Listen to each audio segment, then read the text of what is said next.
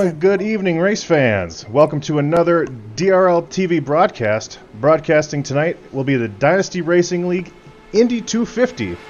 This is our first ever event here for this series. My name is Getty Buckner, and I will have the pleasure of bringing you this race live in its entirety. Along with me is David Wellborn. He will be popping in and out intermittently, giving us his expert opinions as always. As I just mentioned, today we have a special event. It's our first annual Indy 250, an event that is a celebration of our DRL Indy series. That series is actually currently in its maiden voyage. Since this is the first ever broadcast of the series, we couldn't have picked a better venue to showcase the skills that these drivers have. The Indianapolis Motor Speedway. It is 2.5 beautiful miles here, and we will be going around it 100 times to find the winner of the Indy 250. Now, I'm going to use the 15 minutes here pre-race as an opportunity to get to meet some of the personalities that we don't normally see in our 3 stock car series. Names like Andrew Short, Matthew DePriest, and Jason Taylor. These drivers are in DRL specifically for the Indy series. If we have the time, I will also be able to speak to some of the other drivers in this race and get some of their feedback. Now, some of these other names that hopefully we can interview if we have time, David, is some other names you'll recognize from the other 3 stock car events that we do. Names like Brandon Dalton, Robbie Armstrong, and of course David Wright. Well, of course, yeah, tonight is going to be a really exciting race. I have looked forward to this race all week long. I love Indianapolis. I love the Brickyard, and to see these new cars with this on this track here tonight, it is going to be awesome. Absolutely. No, it's going to be I mean, these cars go extremely fast. Almost wide open. I mean, wide open, especially when you're qualifying here the entire way around. Especially, it's going to be also awesome for maybe race fans that aren't as familiar with the Indianapolis Motor Speedway. It's basically, from an aerial view, a giant rectangle in which you can go 220 miles around, or 220 miles an hour around the entire time. So, but of course, before we get too deep into the broadcast, I'd like to take a moment to recognize our nation's most important holiday, which was this past week. As an American civilian who takes full advantage of the freedoms that I've been given, I would like to honor those who have fallen, making the ultimate sacrifice with a brief moment of silence.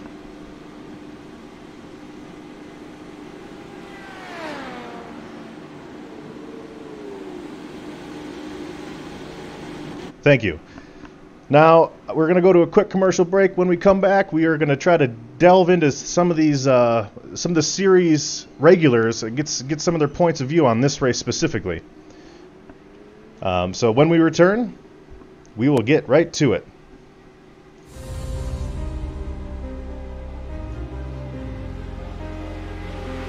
You're in.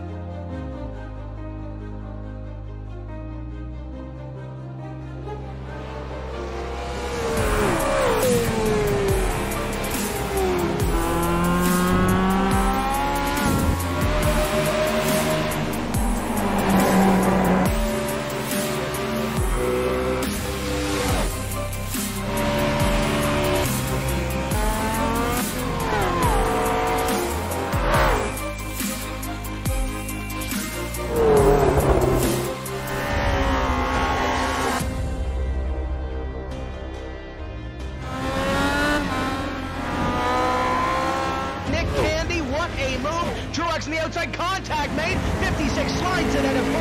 Who's going to be at the stripe? Dead even. Give it to Ryan Truex. Truex is your winner over Tandy.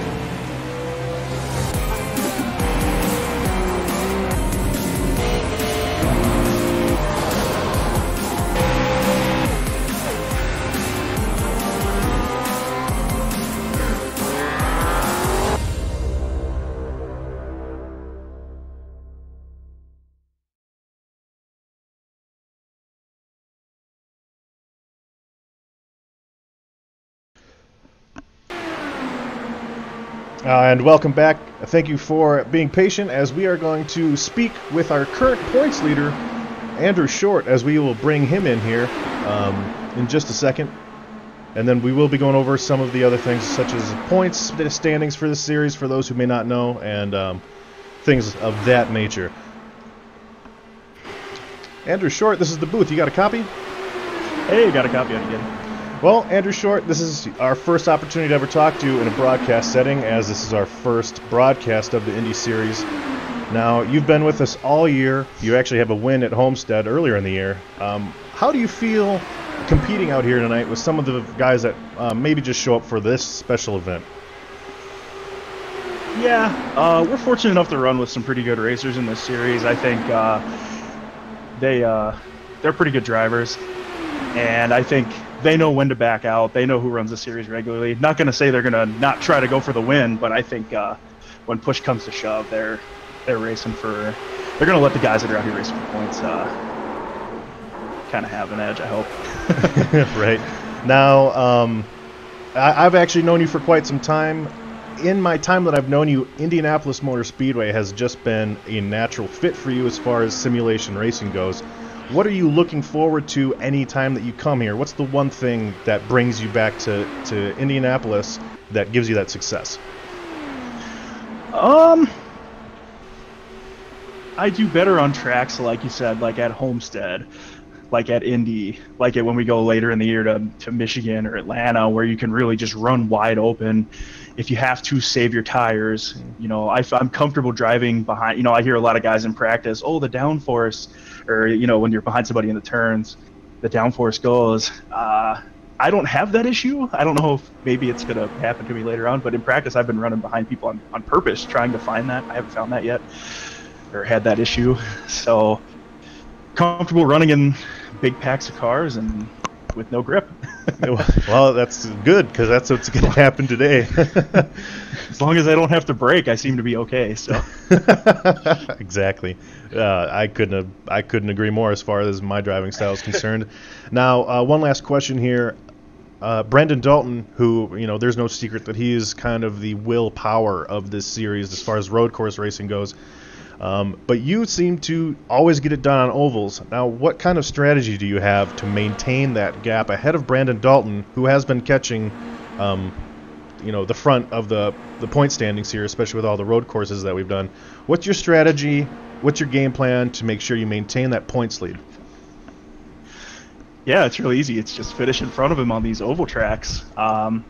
He is definitely the cream of the crop, and him and Matthew DePriest are definitely the cream of the crop when it comes to road races. So finish the race on the road races, really take it to him on the ovals, or I know I can hopefully make some ground up, especially in races like this one where I believe it's double points, so that's huge. Any buffer I can put to try and cling on to that lead is crucial. Well, as always, Andy, we hope that you have a great race. Hopefully, I speak to you again later in the race as more of a podium finisher versus maybe having an event happen to you that was unplanned. Yeah, 10-4, buddy. I'm definitely gonna cruise for a bit, so we'll see. We'll see how the cards fall. And I just want to give a shout out to Eric Weatherholtz.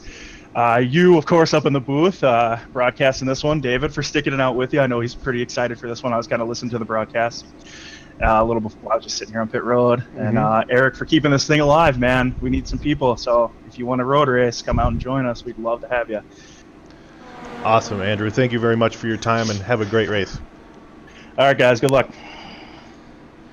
We were speaking to our points leader, Andrew Short, who, again, he has an oval victory at Homestead. He's been able to finish podium a lot here on these road races, David, which, you know, if you're trying to maintain a lead, even if you're, you know, even in the races where you don't have the best, you know, confidence, such as for me, it'd be like a Martinsville. I'm not great there, but if you can have a good finish, you know, just kind of be not aggressive but conservative, get your car to the end.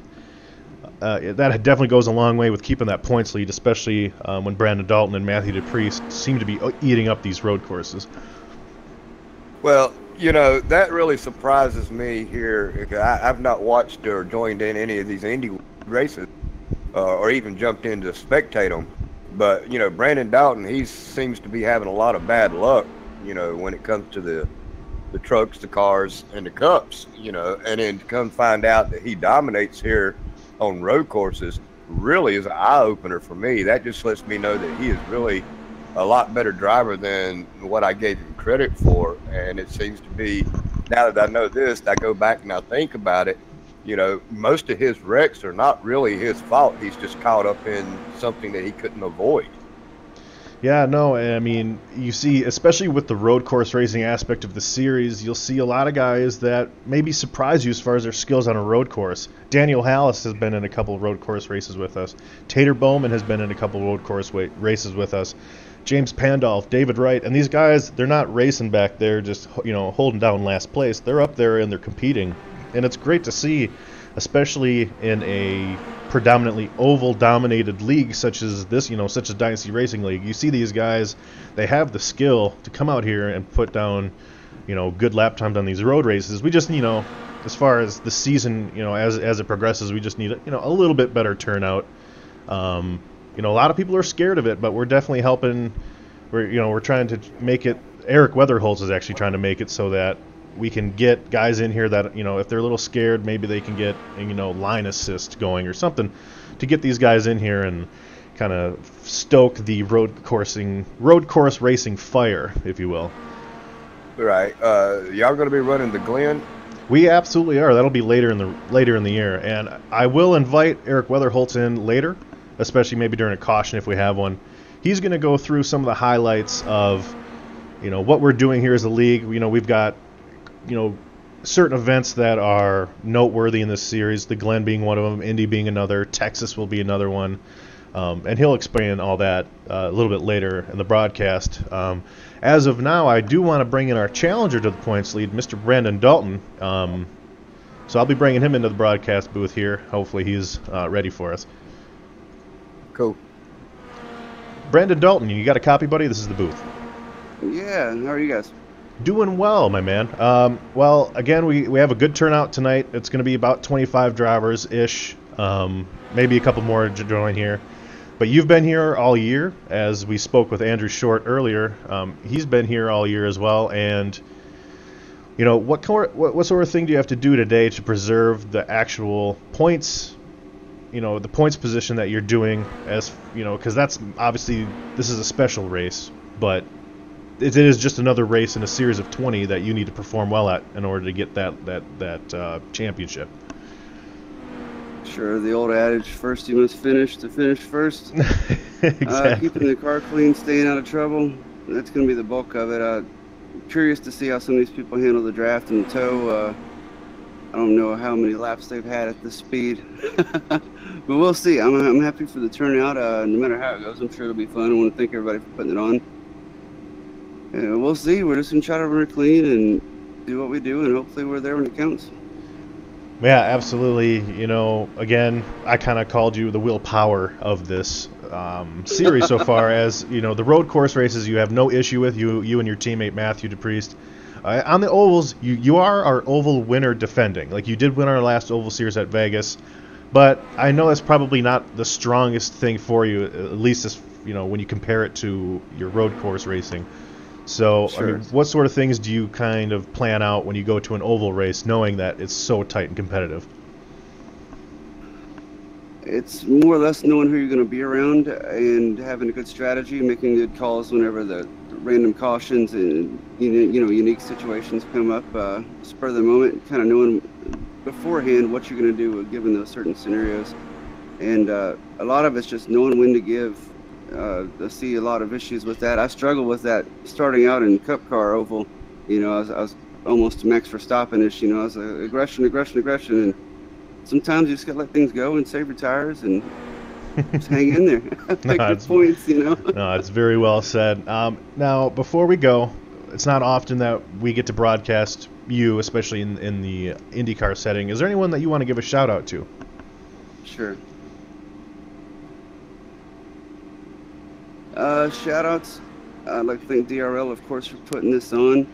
All you guys up in the booth, Getty for being a huge advocate for it and trying to keep it going. I'd really like to thank everyone for making it out. I figured if Indy at Indy wasn't an awesome turnout, it'd be scary. Right. really thank everybody for what they do. I'm glad to see everyone here. Awesome. Well, we appreciate your time, Brandon. We're actually going to speak to your teammate, Matt DePriest, here in just a second. So just let him know what's going on, would you? Awesome. Yeah, I sure will, man. And thanks again for putting this on, and thanks for getting my take on it. Hopefully we'll put on a good show for y'all. Absolutely. That, again, was Brandon Dalton, who he is, you know, with his road course wins, he actually has, I believe, he won at Laguna Seca. He almost won our last one at the Indy GP. Matthew DePriest, who we're bringing in, actually has 2 road course wins. One the last race we had, and then one at Barber Motorsports Park. So we will bring him in here. Mr. DePriest, you got a copy? One moment. Let me get out of this Discord channel. I'm hearing somebody, I think. This is the broadcast booth. Sorry about that, buddy. All right. You're where you need to be. So yeah, you're live here on the broadcast. I just want to speak with you. You know, you've had good road course results so far. Hey, you haven't had the greatest of oval results, but I know you're not really here for the oval part. You're here for the road. So when you come to these ovals, how do you survive? Just try. Just try. You know what? I like it. I don't think I've ever heard anything that's really more honest. Yep. Stay out of the wall, stay out of other cars, and hope you don't blow up. What are your chances are here at the Indy 250 today? I think they're about the same as anybody else's. Yeah, I mean, I'm looking at the lap times here. There's a couple guys up front near the top, but, you know, that could have been qualifying trim or drafting, but otherwise, everyone seems to be just right in tow. I'm expecting a very competitive race, but I'm also expecting that you guys get some green flag pits, especially when you guys get strung out. Are you expecting the same thing, or are you expecting a few cautions here? I think it might probably end up being a mix of both. Probably end up with some early cautions and then some green in the middle, and then people will start getting more aggressive towards the end again. Sure. Well, I'm going to let you go qualify, and, you know, good luck on the race, and then we will hopefully speak with you at the end as a podium finisher. All right, I appreciate it. Enjoy watching. Oh, absolutely. And now we are actually going to be watching our points leader here, Andrew Short, put down a qual time. Put up some of his information here. Decent I rating, decent license. He is our point standings leader by 9 points. And that's all, buddy, David. I mean, if you got 9 points here as far as a gap goes, that's not very comfortable. Well, it doesn't matter if it's 1.2. We found that out with Eric Wolf and Anthony Burroughs last season in our series that we ran in the winter series. Mm-hmm. So yeah, the only thing I can say is knuckle up and let's get it done. Right? No, it's going to be. I mean, you can see Andrew Short here, absolutely, you know, hammered all the way down. Definitely, you know, he's getting down to those rumble strips here, and you know, he was our second fastest driver in practice, so I imagine he would probably be top 5 driver here for qualifying. Now, David, I know you haven't watched this league or this series as much. Who would you want to pick for a win here today? Well, I'm going to have to go with your man Andrew Short. I mean, he's obviously one who dominates here in the series, and you know, we got a bunch of drivers that are just popping in here tonight for tonight's fun.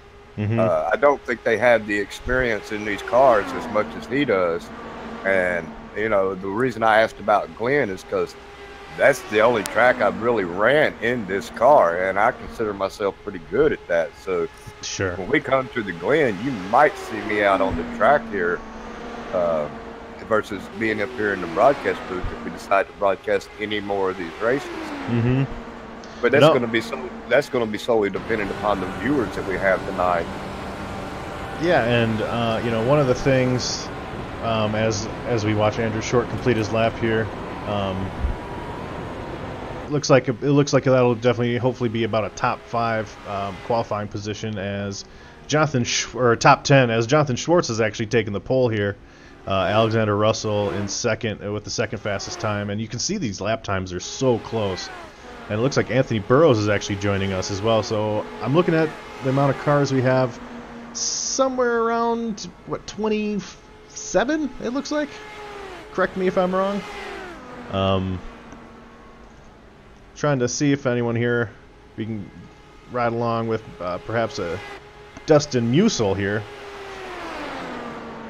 as he is trying to set a fast lap time so he can, you know, start near the front. But yeah, 27 cars here. It's so competitive. It's so tight. You know, and that's one of the driving forces for the oval part of this league, is it is so competitive and so much fun. These guys will be side by side for a decent portion of the race. They're going to be nose to tail for most of it. The draft here is so strong, David, but the Glen, you know, the road course racing part is kind of what we're trying to look to recruit here, as far as keeping the numbers up and keeping the series, you know, worth active. Yeah, worth running each week, because, you know, you definitely want around, especially if I start to broadcast it each week, you definitely want between 10 and 15 drivers on a road course. Obviously in F1 they only have 20 cars total, so it's not like we need a field of 40. But hopefully, as these guys do a couple more oval races here, they get more comfortable with this car. You know, they realize that it's not so hard. Now, when you do your road courses, do y'all start from a dead stop, or do you do like you're going to do tonight? Yeah, no, we start from it's a rolling start. Just that's what they do in the Verizon IndyCar series. In F1 is where they Formula One racing is where they do the starting stop, which is, that's all road courses. So it looks like just about everyone here is finished putting their lap down. As we'll just look at Tater Bowman's beautiful yellow machine there. Well, we do have 27 cars that did post a time, so. Yeah, and Eric Weatherholtz is our race control and our league administrator. He will not be racing with us. So yeah, no, 27 cars. That's huge. And Anthony Burrows will actually be our pole sitter, it looks like, with Jonathan Schwartz here. And surprise, surprise, surprise. Right. As these people grid up, we'll get the official results up, and then we will try to interview our pole sitter if possible. I just don't think Burrows. I don't think there's a car he can't drive. It does seem that way, doesn't it? It does. It certainly does seem that way. I don't watch the Cup Series as much, and when I'm in the Cup Series, I'm obviously not anywhere near him, so I've never really raced with him too much. So I've never really raced alongside of him, but obviously when I rewatch some of the broadcasts there, you just know that he definitely has a skill. That he does. Now here we go. I'm gonna try to get this grid on here, as it seems to be. There we go. Anthony Burrows and Salvatore De Janeiro second. Actually, I don't think that's correct. We'll deal with that grid here in just a minute as they're driving. Just hit reset a couple times. Yeah. As for now, we're actually gonna bring in Anthony Burrows here, or try to, and see what he has to say about this race. Mr. Burrows, you got a copy, sir? Yes, sir. Huge shout out on your paint there. That's a beautiful Fortnite vehicle. You got the pole here. I saw you once at Laguna Seca. It's good to see that you're interested in this league. But as far as this race is concerned, the Indy 250, what would it mean to you to take a victory here? Oh yeah, that'd be incredible. This is definitely one of the biggest races. Indy, one of the most popular tracks in the world.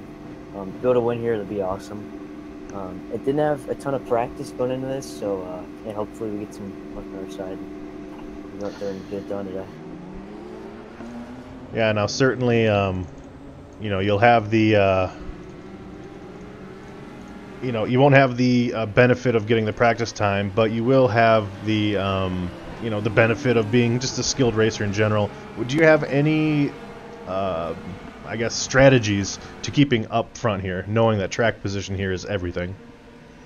Oh yeah, just stay at the front. Just a bit of aero push behind other cars. Track seems pretty grippy, so I don't think it'll be quite as bad tonight. But yeah, just track position in general. That's probably the biggest thing for tonight. Awesome, Anthony. Well, thank you for spending some time with us. We will hopefully talk to you at the end of the race as a podium finisher. You guys. Now, David, what's one thing that you've been looking forward to this race here?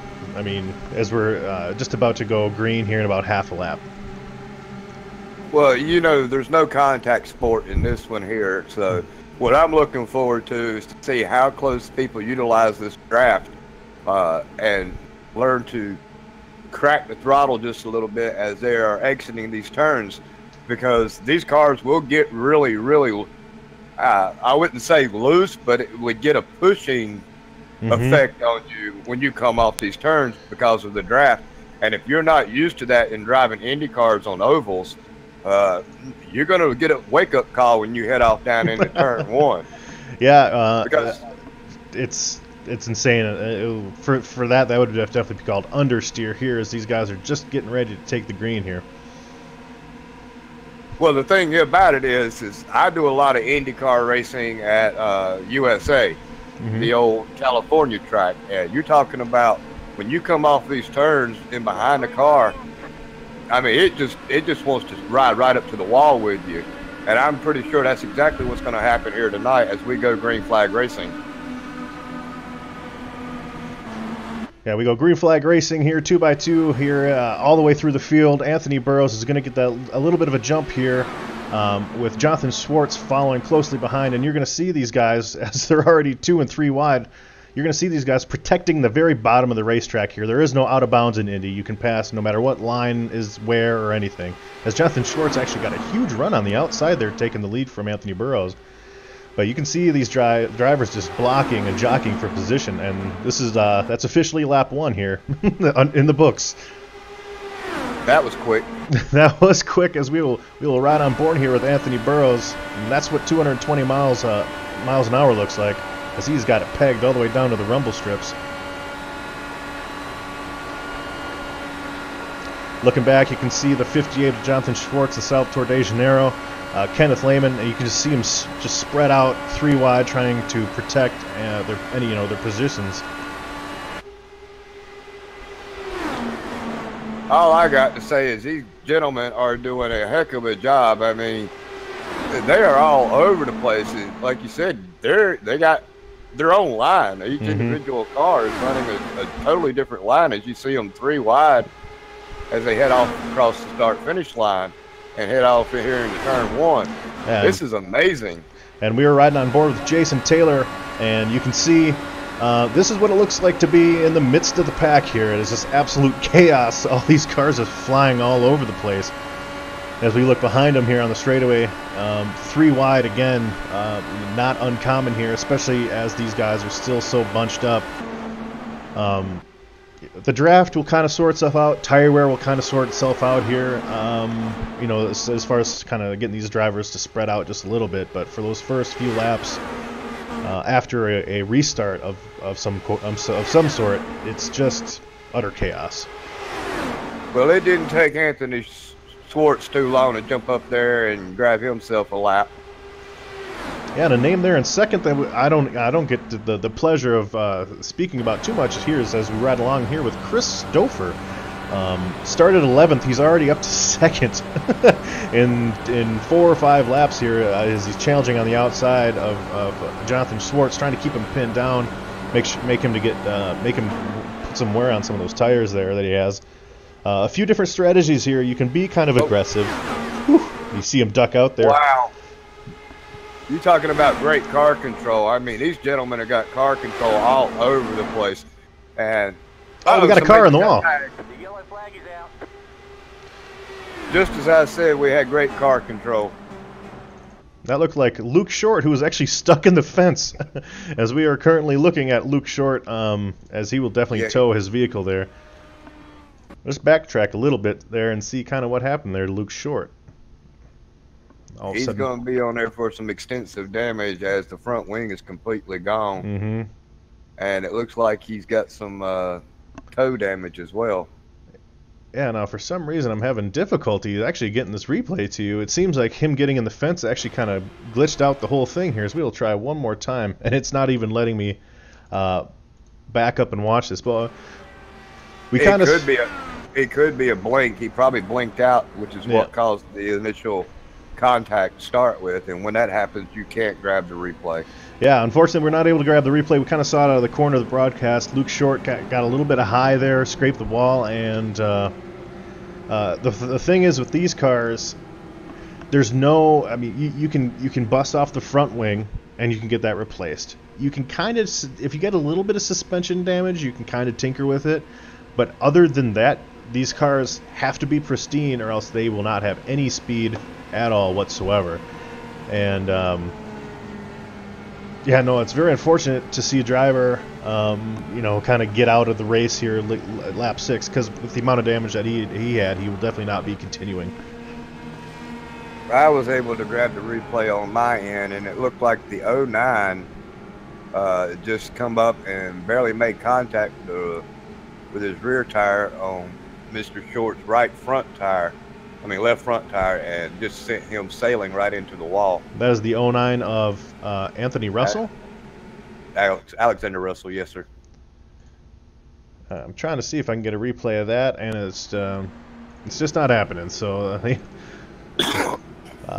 thank goodness for David's play-by-play skills here. And as some of these guys have pitted, some of these guys have actually chose to stay out. Now, David, if you don't know, you can get about 30 to 31 laps on a full tank of fuel if you're kind of going all out. You can conserve a little bit if you're behind the leader, maybe in the draft. Not a ton. It's not very easy to conserve fuel here in an Indy car. But that puts Jonathan Schwartz, Chris Stouffer, Andrew Short, and Alexander Russell, who may or may not have damage, in the top 5. So it looks like those top 9 cars with 7 laps on their fuel tanks and tires will stay out. Well, I think that's a good call, to be honest with you, because if you're already saying it's going to be 30, 30, 30, you got 90. That's 3 pit stops. We're 3 short. So why not stay out? Stay out, try to get that extra 31 laps in, and try to go for the 3-tire stop. As we were just watching some of the cars kind of peel off pit road there, but yeah, certainly, with it being 30-31, there's only so many things you can do strategy-wise. Obviously, you can save here under caution. You can try to, but again, it's very difficult to save fuel in one of these types of cars. But it looks like we'll still have at least one more pace lap to go, as we'll actually take a quick commercial break and be right back and bring you for the drop of the green flag.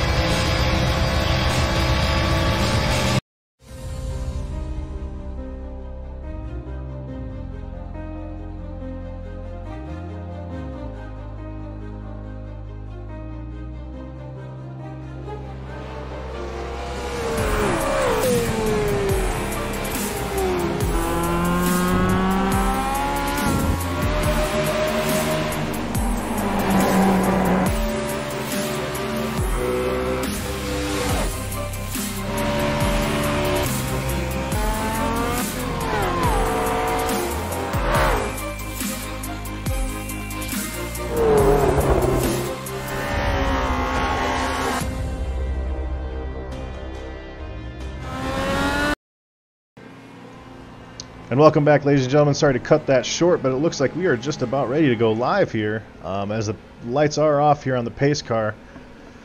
And set to kind of, you know, we saw at the drop of the green flag, it was very slice and dice by a lot of these drivers. We're going to see kind of this time what they're going to do, as Jonathan Schwartz with 7 laps of wear will actually bring them to the green flag here. And I just noticed, are we single file restart? Yep. From this point on? From this point on, we are single file. You cannot pass. You'll see these guys kind of be up near the wall.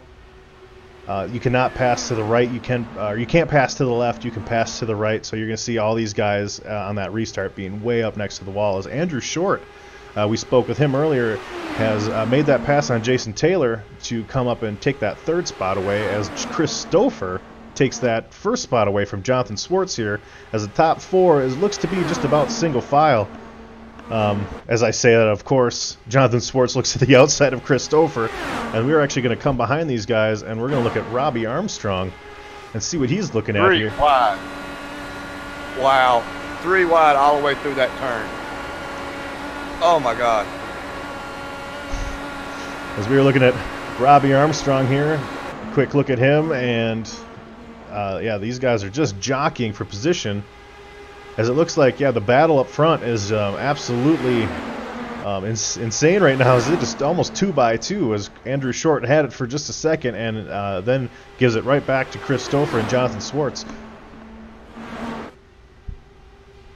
Yeah, with the run that you get in these cars, as we will again come back here and look at the second group of people, led here by Salvatore De Janeiro, Matthew Crunk, Anthony Burrows, who, you know, these are the first of the cars that ended up pitting on that last caution. So if this is to go green, you'll see these guys be able to stay out about 8 or 9 laps further than these front 4 guys that are all on the same fuel strategy. So, David, what do you think here about this race? I love it, man. I mean, you can see that these cars have got a lot of grip. These are probably the only type of cars that you can just put them anywhere on the track at any given time. This is awesome. Mm-hmm. Makes me wish I was out there racing. Yeah, we are on board with Salvatore De Janeiro, who actually just got his nose cut off just a little bit by Robbie Armstrong there. He had to kind of let off just a slight amount there. That's going to ruin his momentum. But with the draft here, it doesn't take very long before you can catch right back up. Well, timing is going to be everything when we get down here to the closing laps. If we still got these 4 cars doing this right here up front, it's going to be the 2 cars that can actually stay in line. If they could actually figure this out, you know, hey, let's all stay in line and pull away from that second pack, and we'll worry about it when pit stops come. I would want to be at least a good 5-6 seconds ahead of everybody coming down pit road, so I can hit my auto rev limiter and not worry about losing any spots or getting black flag. Right. A lot of seconds can be gained and lost here at Indianapolis, especially with that incredibly long pit road that we have here. It's very easy to speed. Obviously, you can hotkey the pit road limiter, as David was just alluding to. But seeing these front 4 guys here, especially the leaders there, Mr. Chris Stouffer, who again started in 11th, currently 1st. He and Jonathan Schwartz are racing right now that it's like it's the last lap, and I do understand why they're racing, of course, because they're competitors. But David, is, to further your point, yeah, I would definitely want to just kind of line up and see if I can gap the second, which I think they are still actually gapping the second group just a little bit. But yeah, no, I definitely want to put more of an effort to kind of stay in line, see how much time you guys can gain, and then and in just a few laps, they're about halfway through a fuel run right now, then they'll have to pit. Well, the thing about it is if you get dysfunctional Patriots, we have 1, 2, 3, 4, 5, 6, 7. We got 8 drivers back there in dysfunctional Patriots. If every one of them cars decide to get in line and run the what I would call the assumed line and just stay in line, they will actually catch this group of cars. But as long as they're back there with Brandon Dalton, Christopher Pope, Daniel Hallis, If these drivers are going to continue to race like that, they're going to continue to lose. And you got, what is it, Brandon Dalton that's leading that pack, that second pack? Yep, yeah, it's Brandon Dalton followed by Robbie Armstrong and Matthew Crunk, who actually we're riding on board with right now. Started 19th, already up to 7th. But yeah, no, exactly. I mean, these guys are 2 by 2 by 2 by 2. I mean, there's 12 cars right there in that one frame. And let's not, one driver that we haven't mentioned really yet is Spencer Tart, who's also back there. Who's also, he came second in the first race of the year that Andrew Short actually won. So he knows how to get around this place, but I wonder what kind of communication is going on as far as, hey guys, let's calm down a little bit, try to catch these front four that are absolutely running away with this right now. As I was looking, I thought I seen a car. Yeah, it looks like Chris James. He's a little off the pace here. Currently in 17th position. He's in that Go Army car. It just from my point of view, it looked like that front wheel was towed out a lot, but it was just it's an optical illusion for me. It looks like Chris James is kind of like stuck there in the middle of no man's land here, not getting any draft help. But again, being in his position isn't really the worst thing in the world because he's definitely out of harm's way here with a group in front of him, a group behind him, a huge buffer zone, and there's still, you know, we're only on lap 17 of 100, so definitely a good opportunity for him to maybe just knock some of these laps off. So I'm trying Jonathan Swartz has took it back over, and they are still, there goes Christopher back on the inside. Oh, we got a major wreck in the back. Wow. Salvatore De Janeiro spinning. Whew. All through the air. William Edwards is involved in that. And he is still doing the dance up in the air. Wow, that is incredible here as we are trying to take a look here at Salvatore De Janeiro.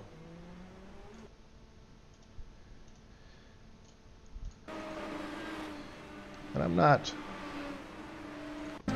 There we go. We finally got the replay going. Oh my goodness. As we are going to ride on board here with Salvatore De Janeiro, who was right here in the middle. Oh, a group of 4 or 5 drivers, just super tight racing here. Trying to see what happens here as, oh, one of the cars gets turned, and that is Salvatore. Who did he get turned by? Did you see that, David? I'm still looking at the replay. We'll try to watch it one more time here. So we're looking. It's some really tight racing, and it's 10th position. The 11 car.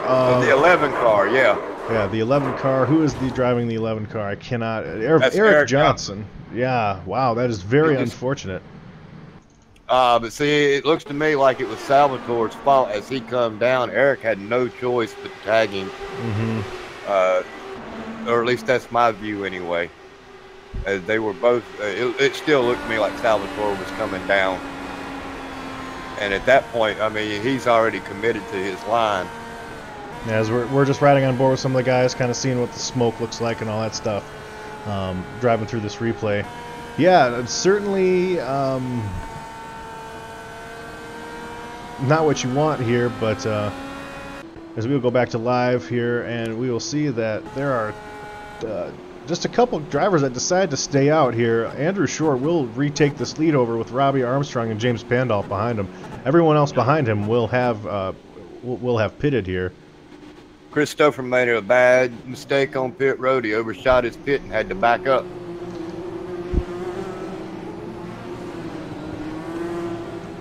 Now, since since Anthony Burrows he got that pole position, all of a sudden lap 1 Jonathan Schwartz takes it over, and then he kind of fell back here. I was expecting a little bit more umph. I guess is maybe the best word or the worst out of Anthony Burrows here. Well, you know, like he said, he just wants to survive, and he'll be back up there up front. I can guarantee that.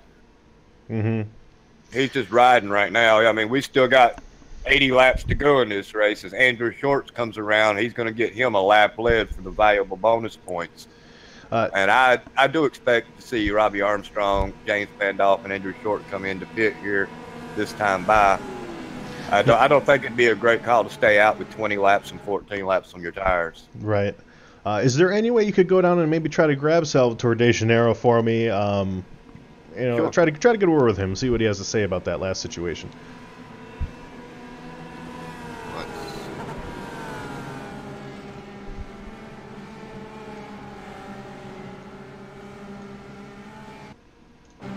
Hey, Salvatore, you got a copy, brother? Hey, what's going on, guys? How are you? No, sorry, David. Please go. Kind of walk us through what happened there. Replay wasn't really all that clear for us.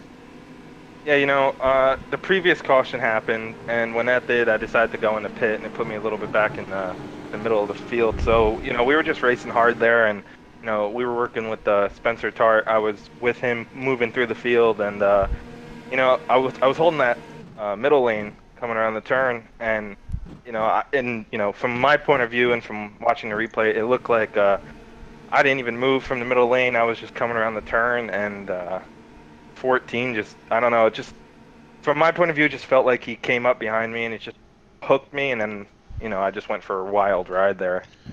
Yeah, that you did. Now you spent some time up in the air and on your nose. Are you going to be able to get that car fixed and get back out there to complete this race? No, too much damage. I'm going to have to park her for the rest of the race, and it's kind of a little bit unfortunate. I was really, we put in actually a lot of practice for this race. It was my first IndyCar race with DRL, so I was really looking forward to competing, especially at the Indy 500. But well, that's just a crying shame, man. I hate to see anybody go out this early. You got anybody you want to give a quick shout out to, since we can't interview you for the top three? Yeah, just you guys. Big thanks for you guys to to come out here and put this race live. You guys are volunteering to do it, so much thanks from myself and from the whole S2R team for coming out here and doing what you guys do, and everybody else that's involved with the league and everything. Just big shout out to you guys. 10-4 now. You and S2R, right? Yes, sir. All right, I'll move you right back down there, brother. All right, awesome. Thanks, guys. Have a good night. As we are riding on board here with Andrew Short as he takes the green flag here, out to a nice huge jump here. Now, if you can get out to a big jump and maybe cut some of that draft off, it is hugely beneficial, but I suspect that Robbie Armstrong will catch him here on the backstretch and will have a huge head of steam. And assuming that Andrew Short blocks the bottom, Robbie Armstrong will probably look high, as he, maybe there's some of the reasons why some of these guys stayed out. He and Robbie Armstrong are both contenders here for points. I mean, there are some guys here that are showing up just to win the one race, as Anthony Burrows is, Jonathan Schwartz, but these two guys up here battling for the lead are here for points. This is a championship race for them, so Robbie Armstrong desperately wants to get that extra point for leading a lap. Now, I've been noticing these lead cars, when they go down the backstretch, they are swooping back down to get to that bottom line. You would think that that'd be cutting a lot of their speed off if they, instead of just running a straight line and arcing it down into turn 1 and turn 3. Yeah, no, I mean, you can kind of get away with it here if you can kind of, we call it loading the tires. If you can kind of cut to the right just for a split second and then dive left, it does help alleviate some of that apex issue, especially with some of these guys like Andrew Short, who does have the worn tires here. I don't know about you, but I don't want to turn the car right at 235 mile an hour. It's just for a second. Yeah, with the amount of technology that goes into these Indy cars, it's just unreal what you can get away with, and everything here is 100% downforce driven. So what you'll see here is in the middle of these corners, some of these guys, they might be right on the back of the car in front of them, and you might see them stagger out just a little bit, and that's only to... Ooh! It looks like Chris Stouffer there got into Robbie Armstrong just a touch, and that's one thing you don't want to see is Chris Stouffer take out a points car here. Well, not only that, you don't want to slam them cars and knock your toe out. Yeah, because that is unrepairable damage, as Salvatore De Janeiro alluded to. If you get just a little bit of damage here, you can go down pit road to get it fixed, and it'll actually, a message will pop up that says there is too much damage to continue, therefore you are parked the rest of the race. So maybe one of the lesser known facts here, that, you know, if you just knock a little bit, especially what they call pod damage, which is the body there, the Indy car, if you damage that just a little bit, that is unrepairable damage. So hopefully Robbie Armstrong and Chris Stouffer are able to keep going here, as it looks like it didn't affect them too much. Well, you can take the nose off of these cars, and if that's the only thing you take off, they'll replace the nose for you. But if you damage them wheels, especially the front two wheels, or even knock the toe out on the rear wheels, your race is done. There is no fixing that. No, and 100% carbon fiber, so there's no bending or, you know, forming that back into place. As Christopher and Jonathan Schwartz, they have been side by side for at least 20 of these 26 laps. It seems like they've been battling it out this entire time. But one of the things I wanted to allude to earlier is that with the understeer that you get from when you're following a car in the middle of the turn, and you don't have all that downforce on that wing, and that'll, you know, you kind of talked about it earlier in the race, that'll cause you to really push up in the middle of these corners, and you can actually end up slapping the outside wall if you're not very careful. So you kind of see these guys maybe stagger out just a little bit as they head into these corners here, and we're actually going to drive with Dustin Musil and see kind of what his strategy is as far as heading down into this corner. And you can see he's just to the outside there of Jonathan Schwartz, trying to maintain that grip on exit.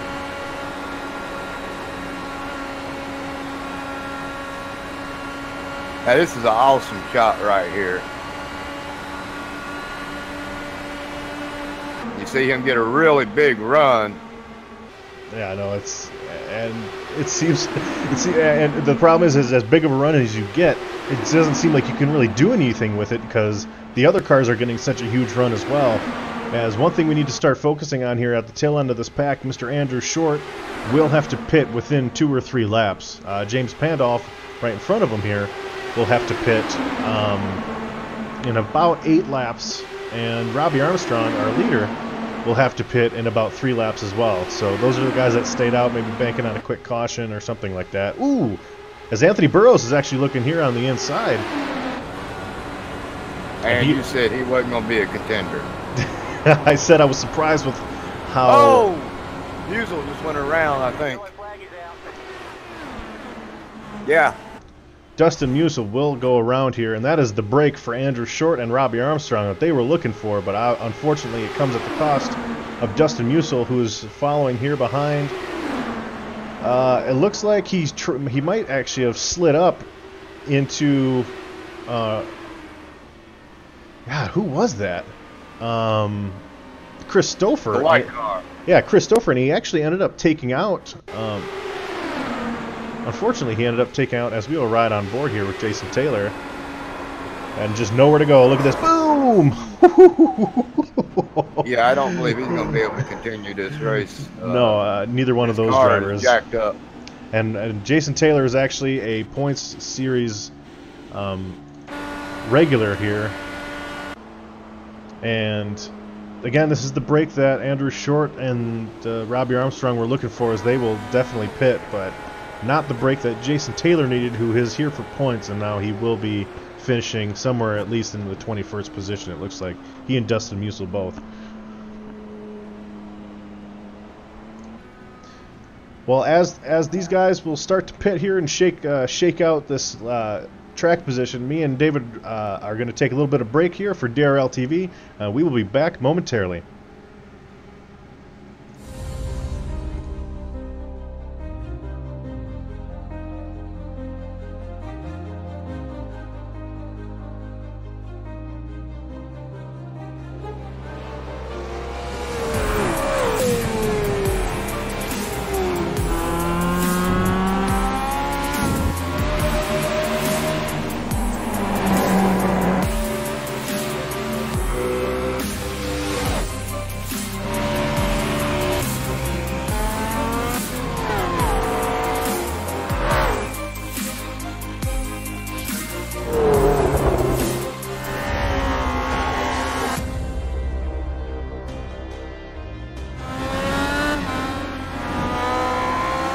Nick Tandy, what a move. Truex on the outside, contact made. 56 slides it at a 4.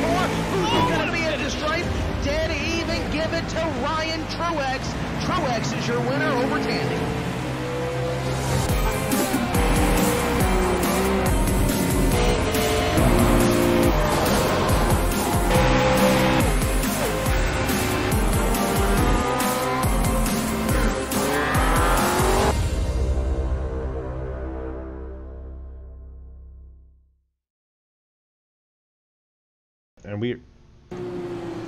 And we are back, ladies and gentlemen, as we're looking at some of the tail end leaders there on their race off pit road, and it looks like just about all the leaders pitted. Is that correct, there, David? As far as I can see, everyone has pitted. Yeah, everybody, it looks like, in the whole field has come down pit road and decided to grab tires. So that's a huge break for Robbie Armstrong, a huge break for Andrew Short. Now, one of the guys it's not a huge break for is Jason Taylor, who was involved in that last caution. Jason Taylor, who's with us in the booth, kind of tell us there what you saw out of your visor there. Well, coming into 3 and 4 before that wreck, it was starting to get really bunched up, and it was just I thought I could back up a little bit, give up a few spots, but I took that outside line, and when that guy's nose turned out, I just was like, oh, well, this, here we go. Just hold on. Yeah, there was a replay that I showed from your camera view, and it's just there's nowhere to go there, especially with how bunched up these cars are. How disappointing are you knowing that, A, you won't have an opportunity to win our Indy 250, and B, knowing that this is actually a points race for you, and you'll be mired back, and it looks like about 21st finishing spot? Yeah, you always want to go into a race and win, and it's always disappointing when you wreck out.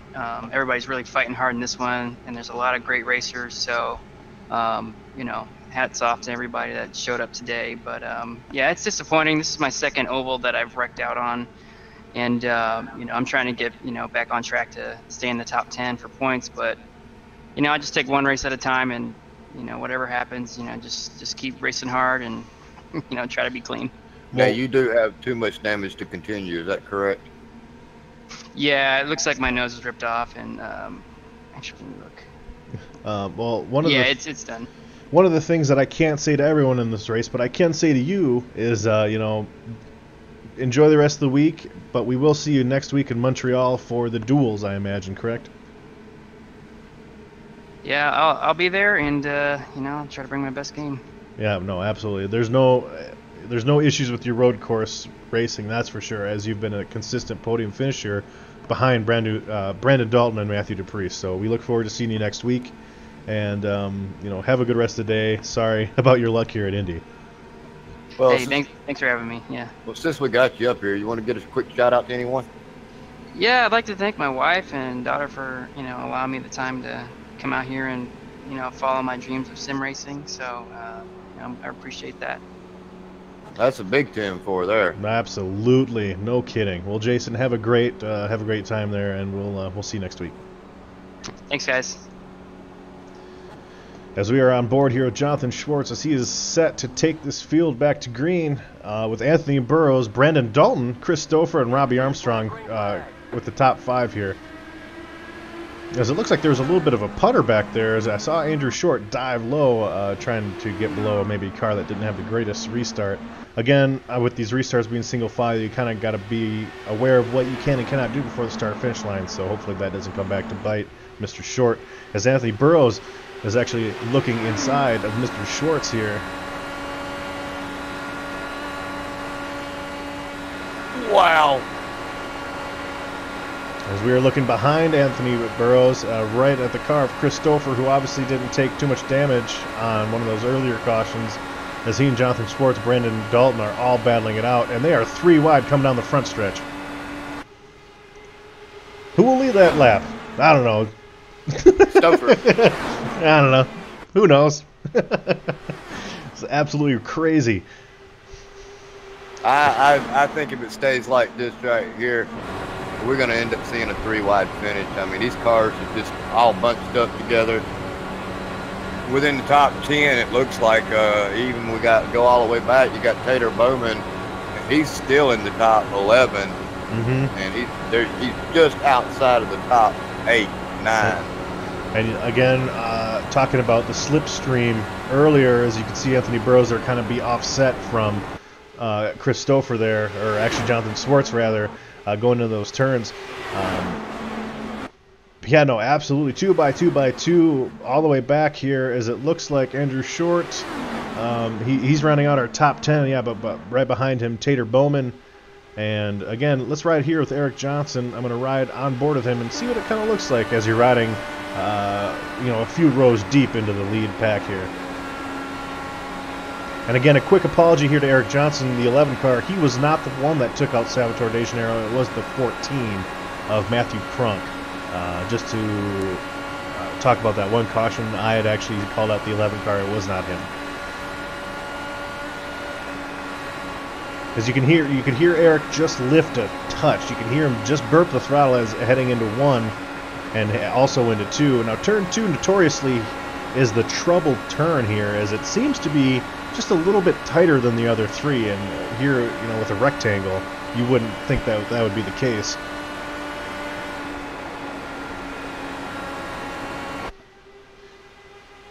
These cars flying down like this, it's amazing at the great car control and the placement of these cars. I mean, these gentlemen are able to put it just anywhere they want to. As you see Anthony Burrows just dive down, and you see Chris Stouffer shoot up. I mean, it's just amazing. And we were following along with Brandon Dalton, actually following along with that battle right now. And Robbie Armstrong. Oh, what happened? Robbie Armstrong got turned by Chris Stouffer, it looked like. And there will not be a caution there. There's the yellow. Oh, my goodness. And I was just getting ready to mention that Robbie Armstrong had just took over the lead. We are riding along with Chris Stouffer here, and it looks like he tries to dive underneath Robbie Armstrong and doesn't have the room to complete. Whether that was netcode or not, I still think there should have been a little bit more patience there by Chris Stouffer. Again, riding with him one more time here. It looked like he just run up and tagged him right in the right quarter panel and sent him into the wall. And then he gets drilled again by another car. Yeah, we will send him into flipping. We will follow along here with Robbie Armstrong. Again, he's another top 3, top 4 points guy here, getting taken out. An unfortunate theme this race, as it looks like Chris Stouffer tries to split the difference between he and Burrows, but it just doesn't judge correctly, and unfortunately Robbie Armstrong, that will be a situation where there is not enough. Oh, he does get hit incredibly late by, who was that? Yeah, no, he got tagged incredibly late there by another car as we were just watching him spin into oblivion here. Jeez. Trying to look here at the nose of trying to look at the nose of Chris Stouffer. It doesn't really look like he got any damage from that. Just a huge, another unfortunate break here for the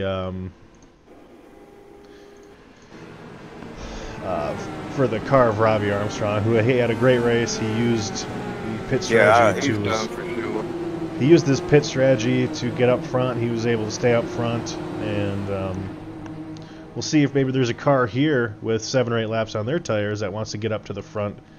As it looks like Andrew Short will again stay out. Did I see that correctly? It does. I think I am reading that correctly. He and Matthew DePriest. Yeah, both of them stayed out. And that is our first there and is second. Absolutely no damage. There's no damage to Chris Stouffer, so it may have been netcode, but it still looked to me like he tagged him really good in the rear. Yeah, again, unfortunate for Robbie Armstrong, who, of course, he's in the 5th place in points. Not what he wanted, not what he needed, and that might be a situation where maybe we pull him in, perhaps, and see kind of what his take is on that. Okay, let me grab him real quick. Of course. Thank you, David. Again, huge shout out to David because he's awesome. So I'm just going to say that right now. Hey, Robbie, you got a copy? Yes, sir, I do. You are live here on the broadcast booth, so choose your words carefully, my friend. But go through that last incident there that brought out the caution. Yeah, I knew they were going to get a run on the inside, so I was trying to hug the wall, and I saw there was an opening. He just didn't quite clear me to shoot the middle. Kind of a racing deal. A little early in the race for that, but that's all right. It was a blast.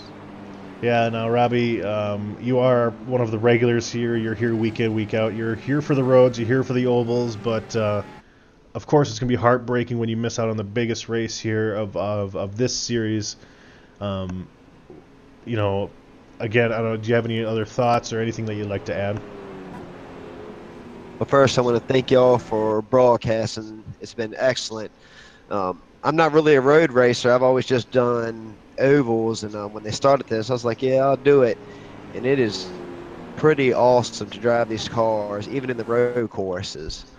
Want to thank Eric and Spencer for kind of helping me out when we first started. So it's getting there. This is fun. We hope more people come back out, and hopefully y'all get to broadcast some more. And I thank the DRL for everything. It's been awesome.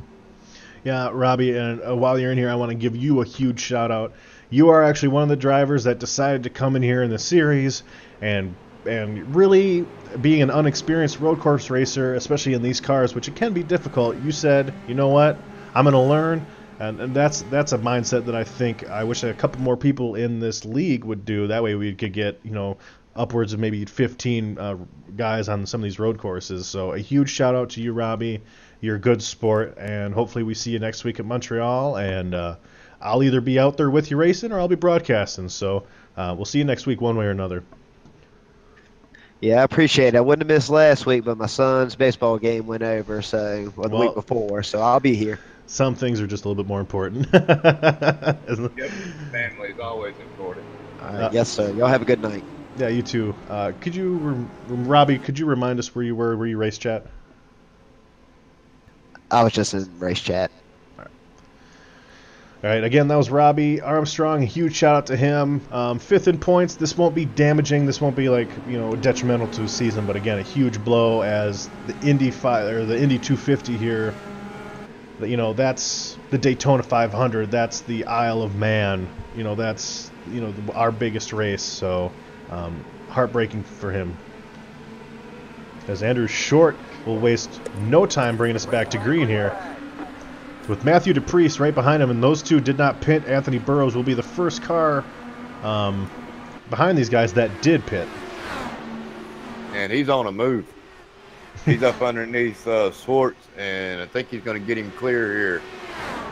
Yeah, a side draft here is kind of a thing. Not as much as it is in the stock cars. But it looks... We lost you. Oh, sorry. Not as much. The side draft here isn't nearly as important as it is in the stock car racing, because the Indy car, it's made to suck all the air into it.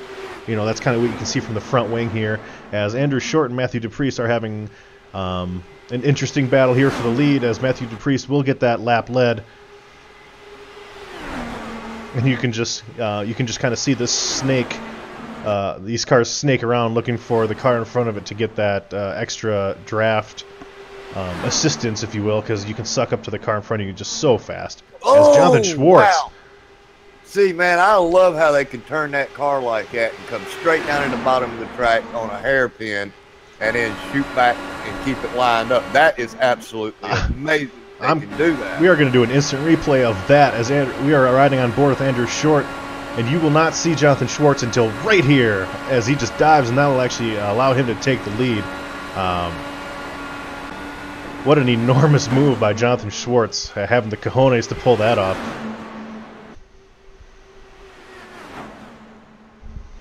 Say hello to my little friend. I mean, that was definitely had some brothers down there that in order to do that, like, there's no way I would ever do that, especially considering we just had a caution from that same exact move. So a huge shout out to Jonathan Schwartz for being a real man and actually pulling that race move off here, as Matthew DePriest and Anthony Burrows are right here in tow, as we will follow along with the Fortnite sponsored Anthony Burrows vehicle here side by side. Not unusual, of course. as Matthew Dupreece is trying to hang on. He does have those 14-lap older tires here. It doesn't really seem to be affecting the car too much. As Anthony Burrows does get down low there below him. Yeah, just the run that you can get off these cars if you time it right. If you can kind of lay off as you go into the corner and you're able to keep it down all the way to the floor coming out, you got that huge run. It's almost a 5 to 6 mile an hour difference as you approach the backstretch. Well, there's something I really want to point out in this. For those drivers who are running VR, virtual reality headsets, that allows them to, I mean, they're actually sitting right there dead center, and they can look left or right, and it actually gives them an advantage because they can actually look left or right and see where that car placement is above them and below them. So they can make a lot more better moves than versus someone sitting there with 3 monitors or just 1 monitor. Especially you're a disadvantage in an Indy car with only 1 monitor because you got the focus, you have nothing on the right or the left of you. But in virtual reality, it doesn't take much. You don't have to move your head much at all to get that side view and how do you say, in the perspective of your eyes, you know. It's just really, really nice to have VR with Indy cars. No, and as a guy who actually run triple monitors, and then I upgraded to the VR headset, and it does make a huge difference because 3 wide for the lead as they headed into this corner here. I can't even speak. I'm so excited. Oh!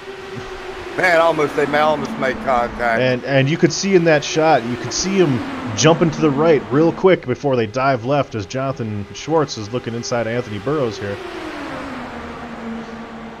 Well, these cars are, again, they're not like NASCARs. You can beat and bang on a NASCAR car, get 4 or 5 incident points or even up to 8 incident points and still be in this race.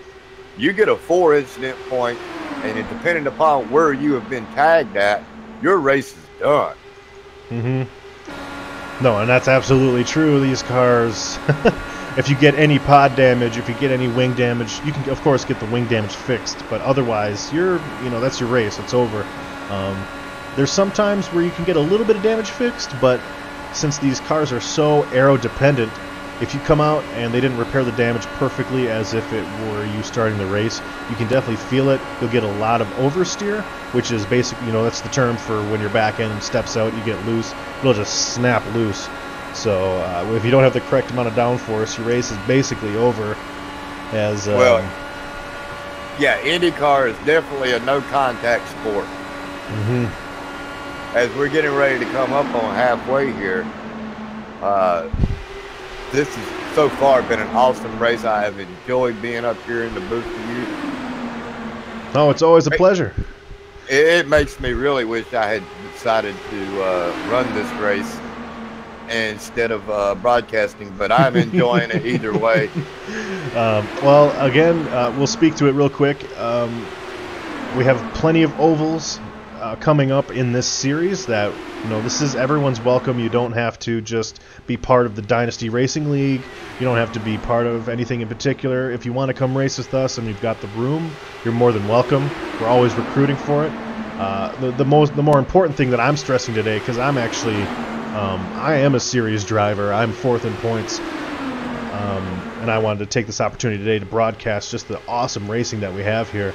Is the road course aspect. We just need some drivers that are willing to, maybe put the purse down a little bit and turn left and right. So it's not overly difficult. Me and Eric Weatherholtz have we're putting our heads together, trying to find out ways where we can cater to some of the guys that don't have the most experience, just kind of get their confidence up.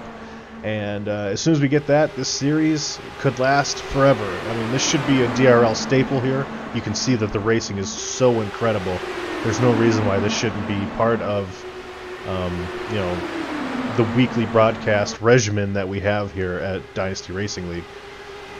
Right, and I would do some of the road courses, and if I do choose to do some of the road courses, it will have to be done with a single monitor, as I've come to find out that my equilibrium's off, and when we get into VR and start doing left and right turns, It don't take me about 4 or 5 laps, and I'm sick as a dog. It just turns my stomach upside down. Of course, no. Now, I got to understand, I get car sick. If I'm sitting in the back seat, I'm really going to get sick. And with running VR, the way the car jerks with you, I mean, because as you can see, these cars can go just about anywhere. And it's the same thing on the IndyCar road courses. You can just about put them cars anywhere. And it's just the quick motion of left and right, like coming through some of the S's, like maybe going through the dog lick at Watkins Glen or through the S's at Sonoma. That really turns me upside down when it comes to road course racing. But oh no, absolutely. I may join y'all and just move everything around. Well, and see, that's the thing. We just want guys that are coming in and learning, because this is, again, as I mentioned, as soon as the broadcast started, this is our maiden voyage. This is our first season that we're doing this IndyCar series, and we want to do it again for next season. We don't want it to be just an oval league, because we already have 3 of those. We want it to be road and oval. We have the road course racers here. We have people like Matthew DePriest, Jason Taylor that are only in this league because of the road course racing, and as they are 3 wide again for the turn, or for the heading into that turn, as James Pandolf is trying to get himself a lap led here, our fearless leader there, trying to sneak out front. Wow. As I showed a graphic He's earlier. going to do it too. I believe he's going to do it. Yep, he's trying to hold these guys off to get that lap led. Matthew DePriest is coming in for a scheduled pit stop, as he and Andrew Short did not pit that last time by, and they have 23 laps on their tires versus 16 and 15, and obviously we know the magic number is around 30-31. You said Short was headed in? Matthew DePriest. Short will have to be next. Short will come in within the next 7 to 8 laps, I would imagine. As they're actually coming up on lap traffic, Tater Bowman... he better get out of the way. Tater Bowman will. I don't remember him being in an incident. Perhaps he might have lost the draft, or maybe he's just kind of enjoying the Indy 250 experience here. Yeah, he may have lost the draft. I don't remember him being involved in anything. And I don't remember seeing him sitting on pit road for any extended period of time. Yeah, again, not certain. Again, with checking up in the back of the pack to some of those other cautions that we had, it is certainly possible that he gathered some damage to his pod, which, again, as we spoke about earlier, it does affect handling. Let's look at James Pandolf still being very, very aggressive here, trying to maintain that top 5 position. Wow. Who was that back there? It's who's in that pink car? Andrew Short. Andrew Short. If you'll take a quick look at the replay there, he was smoking the tires as he come through there, and he does not even have a nose on his car. Uh-oh. We will take a little replay here at Mr. Andrew Short.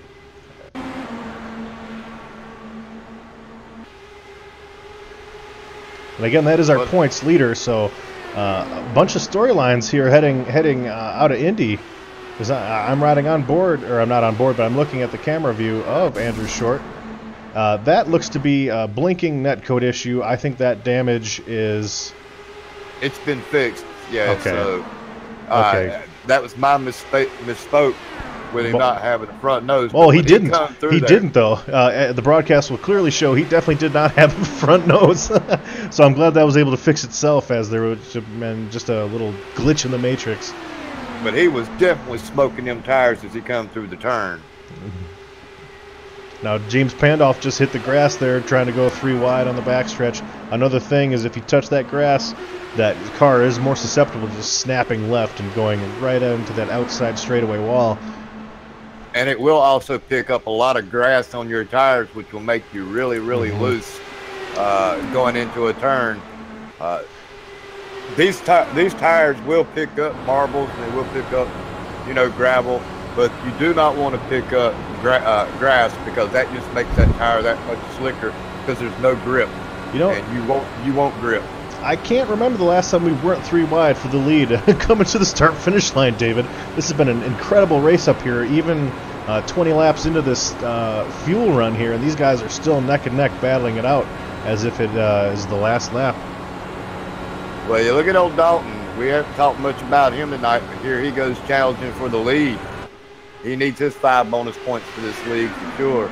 Yep, and a driver that I was following was Eric Johnson, who the only time we called his name was as a mistake, assuming that he had caused him caution earlier. So a huge shout out to him. Now coming back in the pack here, I'm going to be looking at the leader of the second group, which we have not paid much attention to, led by Spencer Tart, Kenneth Lehman, Chris Stouffer, who was one of our leaders earlier, and then Casey Drake, Chris James kind of back there. Mr. Hallis, our race control for our Grand National Series, which we normally broadcast, he is back there as well. These guys kind of staying single file, not racing too horribly aggressive as maybe up towards the front. Maybe by design, and of course, as I say that, they're 2x2, but of course, they're about 2 seconds ish back from the leaders here.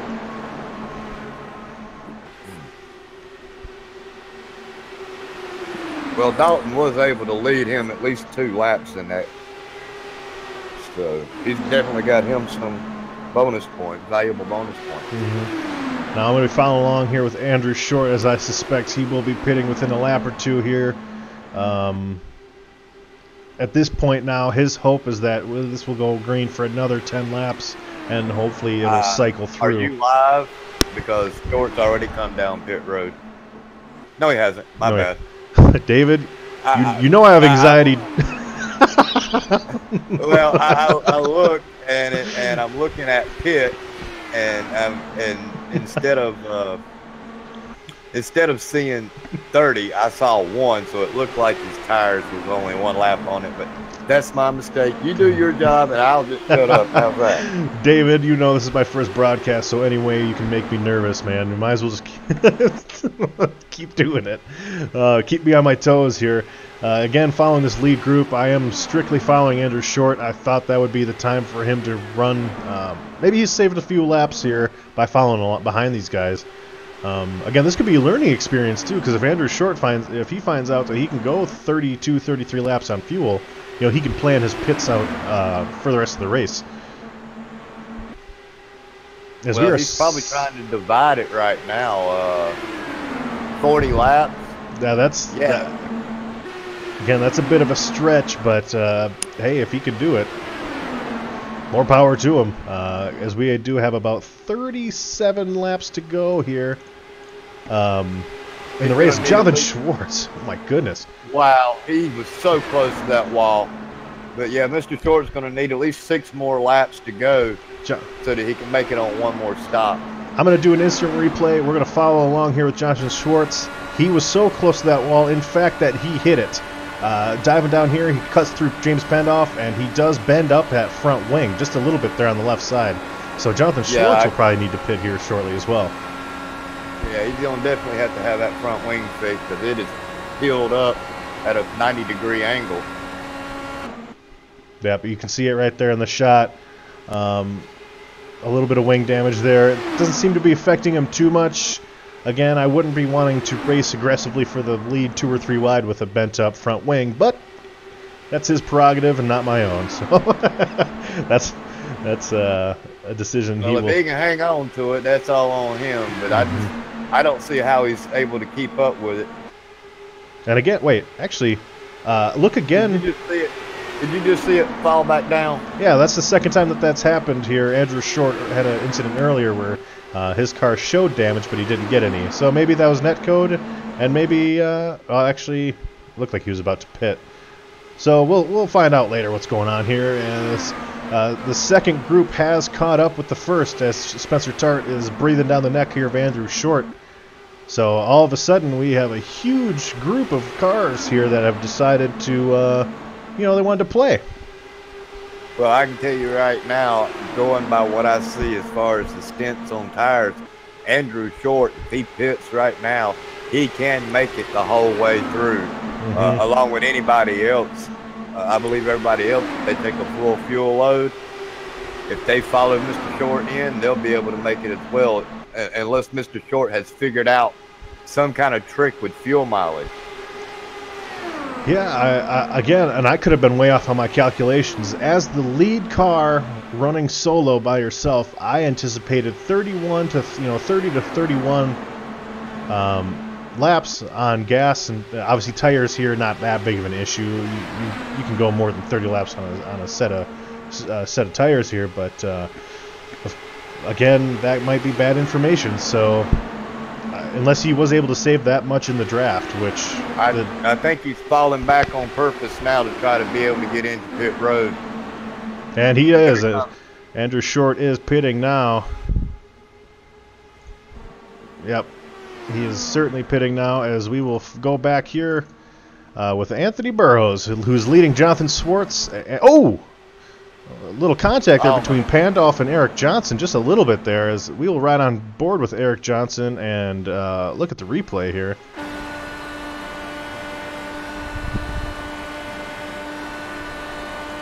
They are definitely being aggressive.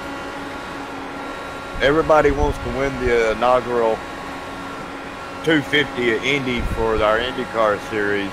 And these gentlemen have definitely put us a good show on here tonight. 2 yellows, I believe, is all we've had. So this has been definitely an awesome race from these gentlemen. My eyes must have been playing tricks on me, because it looked like Eric Johnson and James Pandolf were close to getting together, but they actually were not. So we resume. It's an optical illusion. It is an optical illusion. And I'm just amazed at the way Schwartz is being able to put his car anywhere he wants as they come up on Robbie Armstrong. I mean, is that Robbie? No, that's that is Andrew Short, who's now being put a lap down. And again, this is actually good for Andrew Short. This is it. Here's the thing: if he can get down there and get in line and just draft the rest of these cars, as you can see, cars are starting to come in now for their pit stops. He may actually get an advantage. Yep. Oh, there was somebody psyching out. They acted like they was going to go down pit road and then didn't. Or either that or they just overshot their entry into the pit road. As Tater Bowman has finished his pit stop now. Again, looking at these leaders, they have about 30 to 30 some laps, as Jonathan Schwartz is actually heading down pit road now with Anthony Burrows and Chris Stouffer. Contact. Oh, somebody took out the cone. And that is Anthony Burrows in his Fortnite vehicle there. I hope he doesn't get a black flag for that unsafe pit entry. Yeah, we will have to make sure that we keep an eye on Anthony Burrows, whether or not he falls any further back or has to come back down here. And I noticed he was not doing the rev limiter. He did not auto rev limit. He was playing with the gas as he come down pit road. And now, right now we are following along with Eric Johnson, who he has now decided to pit. Now with Andrew Short, you'll see kind of what type of time these guys are able to gain or lose in pit road, depending on how aggressive they are coming in. It looks like Schwartz was very aggressive coming into the pits, and if he was able to do it and not speed, he could actually gain more time on some of these guys heading into as everyone cycles through. Whereas maybe Andrew Short, he might have been a little conservative coming in, making sure he's not speeding, but in doing that, he could lose 2 or 3 or 4 seconds to the lead pack here. Well, give it up to James Pandolf for getting in there and leading him another 3 or 4 laps there. As he's got Brandon Dalton on his tail as he comes in. We still got Daniel Hallis leading, and he comes down pit road as well. So the only person that's still out was going to be Chris James, and he comes in as well. So pit stops have cycled through. Yep, and it looks like right now Spencer Tart and Andrew Short are kind of right by each other there. We'll see. So it looks like maybe everyone just about stayed the same, as we're going to see what kind of position Jonathan Schwartz has on Anthony Burrows as they come in, because Chris Stouffer, Jonathan Schwartz, and Anthony Burrows all pitted together. So we're going to see kind of what what track position was able to be gained or lost there, as we will pay attention to Jonathan Schwartz now. And hey, look at that. They're still right there all over each other. Chris Stouffer, Jonathan Schwartz, and Anthony Burrows neck and neck, of course. And of course, you got Andrew Short back here. He is Looks like he's following maybe Tater. It looks like Spencer Tart, Casey Drake. And he's put himself all the way back in the 9th position. I think that's kind of acute to saying why he should not have come in by himself. Yeah, I mean, he kind of pitted, because remember, he fell back. He was falling back a little bit to get on pit road safely. So it's actually just about where he ended up pitting. Of course, being the points leader, that's not exactly where you want to be. But he and Matthew DePriest are points leader and our second place position in the points. So they're running 9th and 10th right now. And Brandon Dalton, he would be set to maybe pass these two because he is in 6th currently, as we are still watching this lead battle between Chris Stover, Anthony Burrows, and Jonathan Schwartz with about how many laps do we have left to go here? 27 laps to go. So as you documented, barring some weird event, it looks like everybody is set besides Matthew DePriest in 11th, everyone is set to make the rest of the way here on green, or on gas and tires if it goes green. Is that correct, David?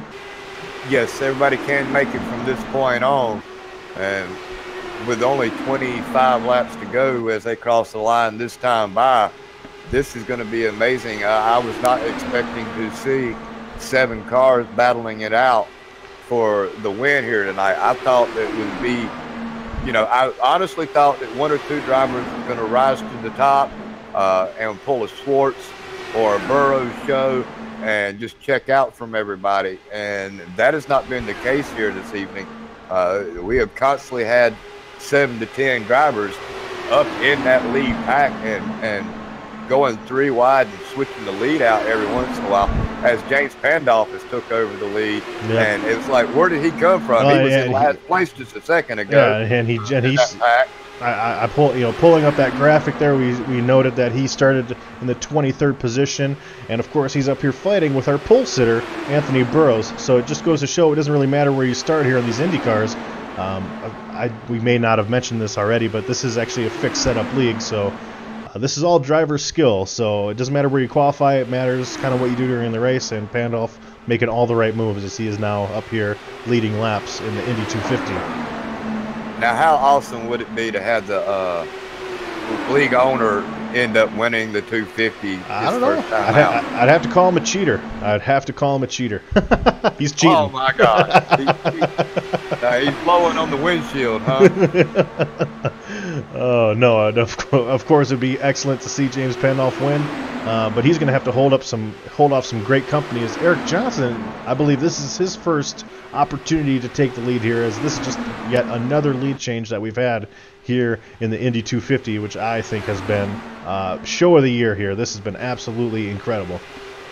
Well, this is all going to come down to timing, and I think Pandolf is trying to figure that out as he ducked in behind Stouffer there for just a second. He got him a good run. He pulled back down and he cut the nose across against Anthony Burrows, and he was able to lead that lap again. And again, he's now on the bottom. He's doing the best he can, but I still look for Stouffer or Johnson or Burrows to try to make a move. But if Pandolf is stuck in that second position on the high side, he might be able to time it just right, coming out of 3 and cutting down in 4 and shooting the gap there, and may walk away with this win. Yeah, now one of the things that we haven't really talked about much is possible collusion between teammates here. And obviously collusion sounds like an ugly word, but it is just a definition. You could see, if any one of these guys are teammates, you could see one teammate blocking for the other. You could see, a number of different strategies as, there's a couple single car teams out here, as Andrew Short, he is actually without his teammate this race, which is me. Spencer Tart is without his teammate, and that is Eric Weatherholtz, who's race control here. James Pandolf, his normal teammate, Sidarius Jackson, isn't in this race. So you might see some of these guys, if they have a teammate, they can, there's no rules against trying to involve some sort of strategy, as they are 3 wide again entering into turn 1, and that could be an issue once we get some more wear on these tires. Well, we only got 20 laps to go, and the thing about you're talking about collusion with teammates, if we were going to see that, we would have seen it earlier in this race. It's like they put the helmet on here tonight and said, okay, I'm going hard or I'm going home, and I don't care about my teammate. 3 wide through that entire corner, and Indianapolis Motor Speedway is not an overly wide track, and it is normally considered a one-groove track. And so, yeah, as you're saying, hey, I'm just going to come out here and drive, here's a shot of these drivers going 3 wide in a one-groove track. That is absolutely incredible. Well, now, it's a one-groove track if you're in a NASCAR car or truck. But when you get to these Indy's cars, I would say 2 grooves. But these gentlemen are showing us that, hey, these new cars that we got here for Indy, they can go 3 wide and hold it, and these gentlemen are going to prove it here tonight. You know what? I may even see 4 wide as we come across the start-finish line, and it's going to be that much of this race is going to be decided by inches instead of car lengths. We are riding on board with our leader, James Pendoff, looking back at Eric Johnson, looking back at Christopher, Anthony Burrows. Jonathan Schwartz seems to maybe have faded just a little bit, maybe trying to keep his car clean, as Tater Bowman is rounding out the field there. He is not on the lead lap.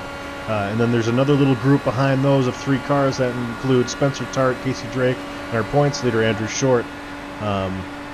But as there gets to be a little bit more wear on these tires, we haven't really seen it affect these cars that much, as Pandolf actually got a wiggle there from hitting the rumble strips.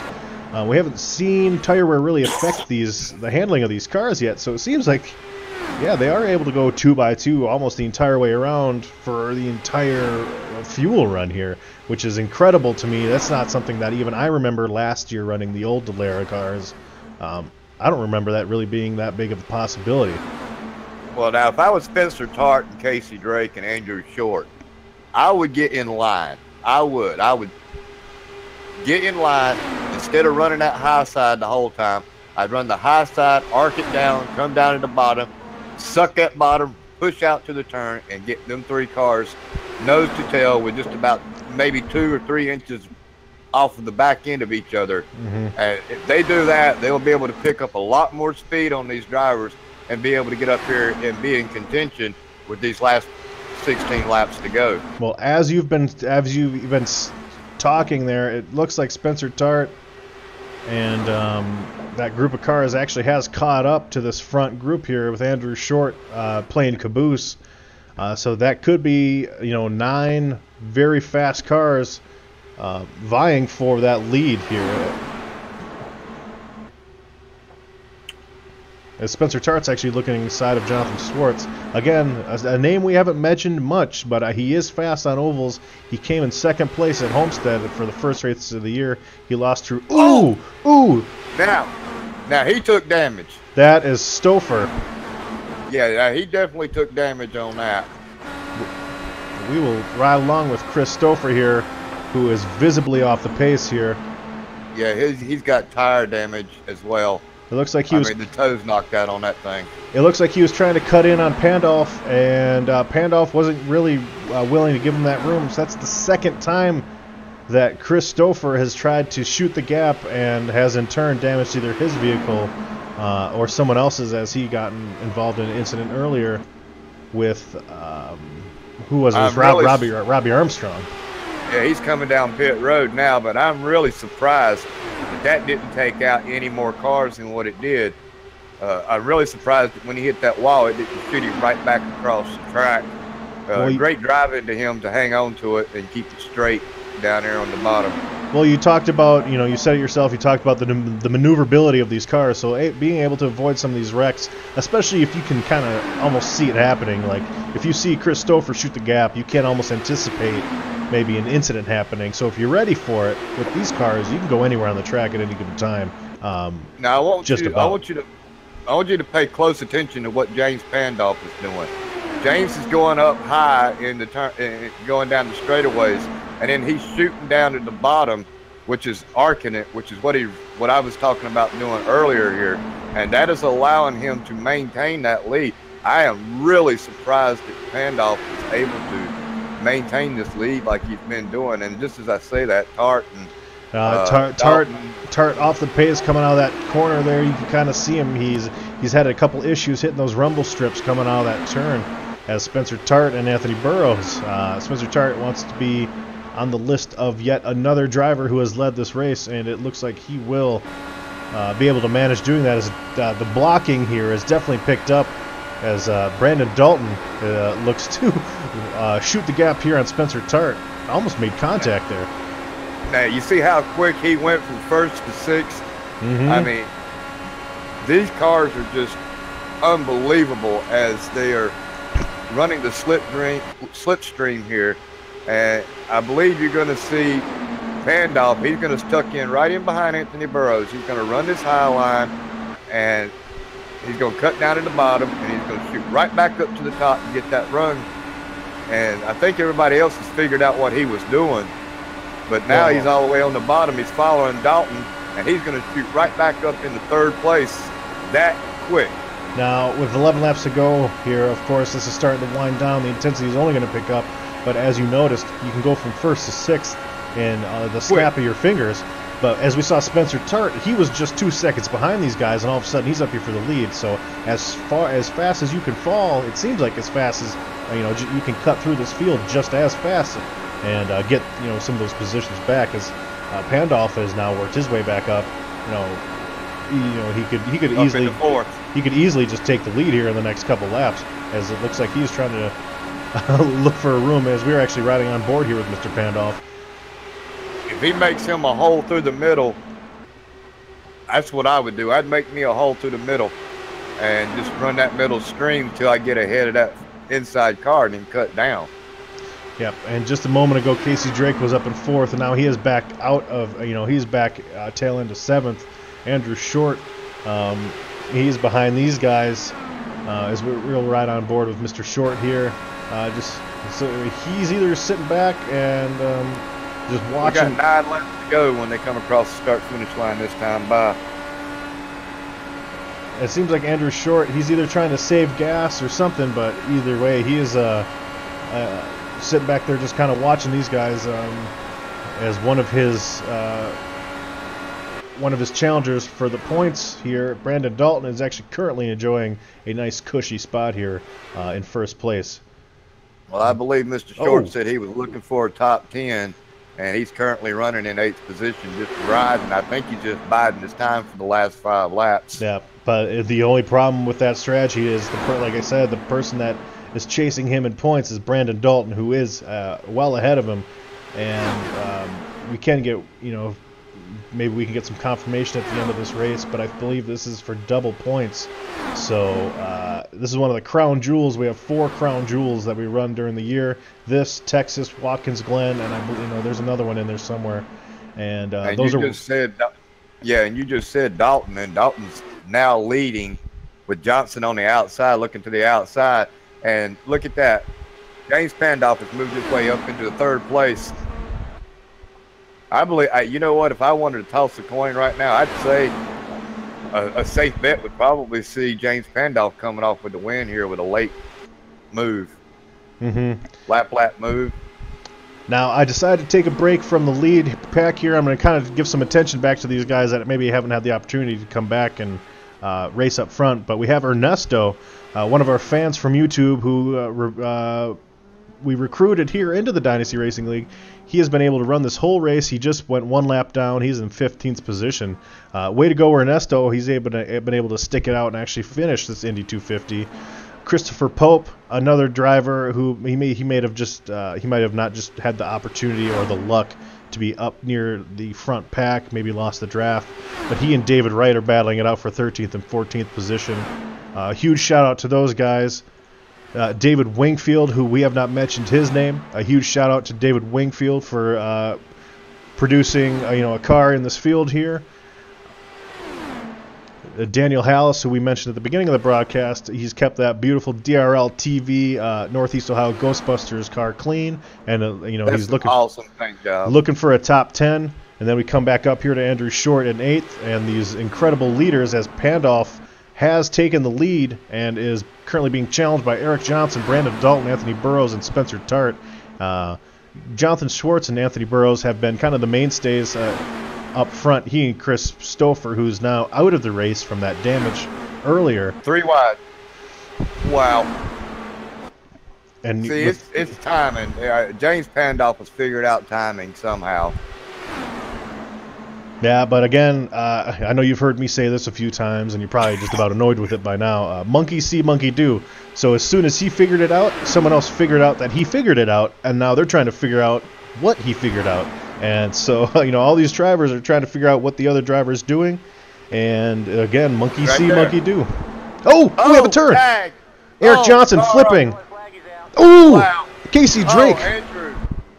Anthony Burrows. We're going to get a one-lap shootout, maybe. As we are on board with these guys, we are on board with Anthony Burrows. And Brandon Dalton just turns Eric Johnson, Spencer Tart up into Anthony Burrows. Anthony Burrows down to Casey Drake. And I will be surprised if we get started again. I really will. That could very well be the race, as we were following on board with Andrew Short, who was at the tail end of all this calamity. There's the contact, there's the flip, there's two cars getting together. Andrew Short winding it down, trying to carve through. Again, trying to avoid some of these weird flipping vehicles here. Looks like he gets through with minimal damage. But absolutely, Brandon Dalton, we will ride on board with him as well. As you can see the contact from him, a little bit of worn tire there coming up into Eric Johnson. At this point in the race, you're going to see the pitching down just a little bit. Yeah, he's definitely got some wing damage. Dalton does. Both Dalton does, but it looks like he's got some wing damage. And it looks like Dalton just doesn't get down to that bottom line as Eric Johnson was probably anticipating him to, and you can call that a racing incident. You can call that ill-handling car by Brandon Dalton, but what it is an absolute game changer, and one that James Pandolf is kind of hoping benefits him, as he is now currently our lead car. And Brandon Dalton, who I would guess you could call the creator of that caution, is second. Spencer Tart third. Jonathan Schwartz fourth, and Andrew Short rounds out our top five.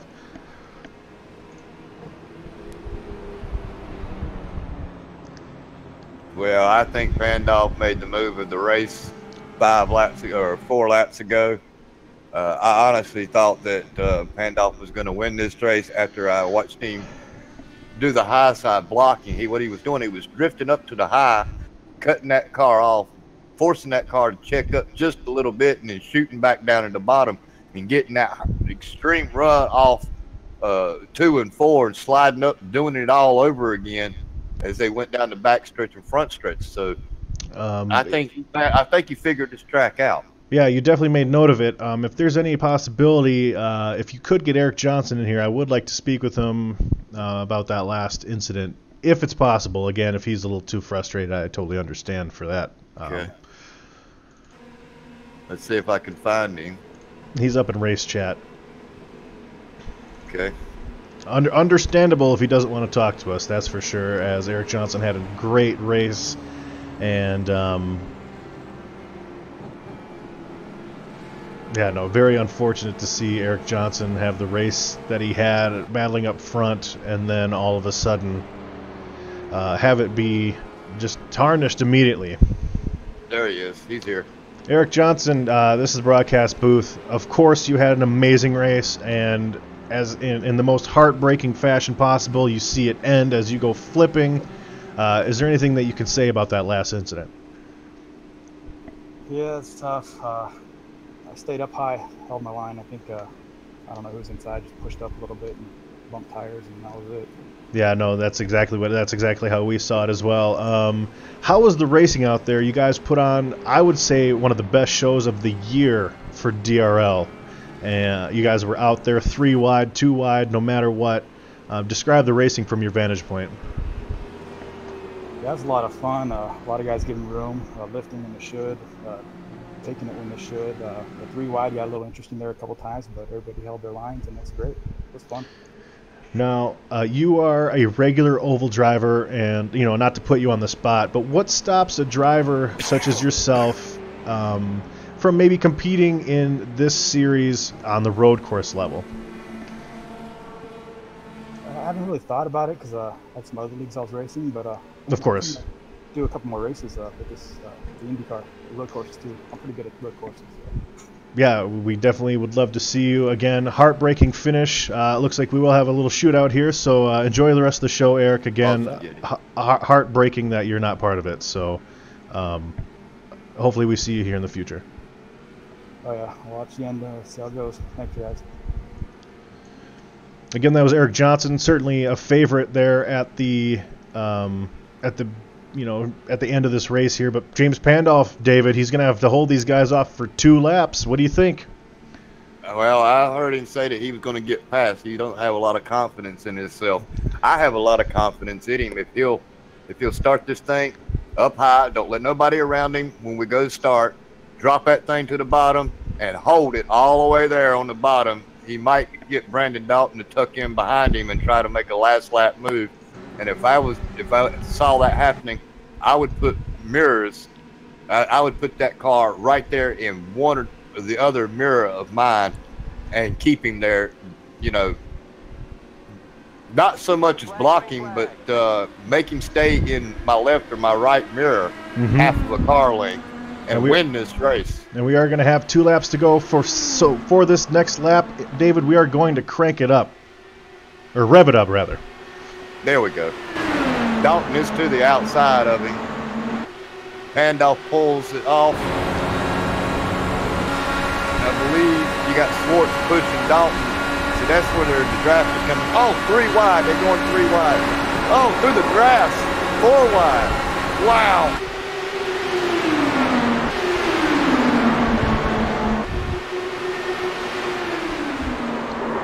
Oh, Spencer Tart. That's it. That's the race. That is the race. Schwartz, Dalton, Pandolf. Oh man, nah, I don't know. We will see what happened as the yellow flies, but we are going to stay here right now and watch what happened here with James Pandolf as he and Daniel Hallis just decide to rub some tires, which is not ever a smart move here. Just inside there of Andrew Short.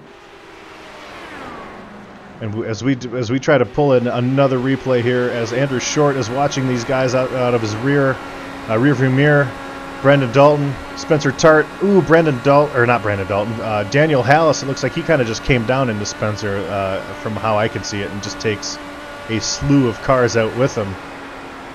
Well, if I'm reading these results right, it's Brandon Dalton, Andrew Short, who was back in 8th and riding, comes in 2nd, Jonathan Schwartz 3rd, and Pandolf 4th. And I'm so flustered here. I'm trying to get a replay here with Daniel Hallis. Anyway, wow, what a race. Again. I'm going to take a quick break. I'll be right back. Of course. Just an absolute incredible race here, as it looks like Brandon Dalton and Andrew Short seem to have come away with the top 2 podium spots, followed by Jonathan Schwartz here. James Pandolf again with the lead, was the leader there. Not exactly sure even what happened. I was just unreal as we were watching Brandon Dalton. He is our winner of this race, or is it Jonathan Schwartz? Here it is. Jonathan Schwartz is our leader. Sorry for I had to update the timing here. Jonathan Schwartz, Pandolf, David Wingfield. Oh, that doesn't sound right. Something's going on here. We'll get to the bottom of it here in just a second. I just can't seem to sort out these results here.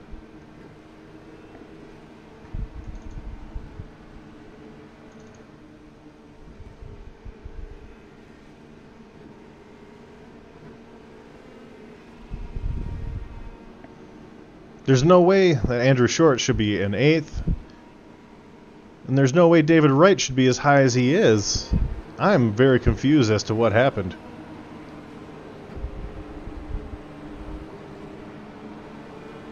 Again, we will just kind of wait to see what plays out here, as it looks like Jonathan Swartz and James Pandolf definitely got first and second.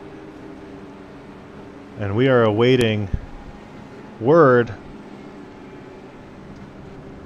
for the rest of the field. I'm back. Yeah, David, we're having a huge issue trying to sort this thing out. I don't know this. I know this timing screen's not right, but I'm just waiting for it to update here. David Wingfield, David Wright did not finish third and fourth. I know that for a fact because Andrew Short was right there. But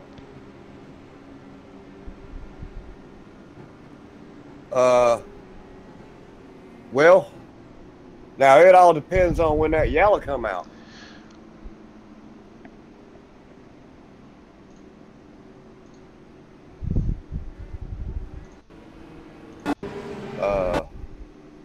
No, something's not right. My unofficial results is not right either.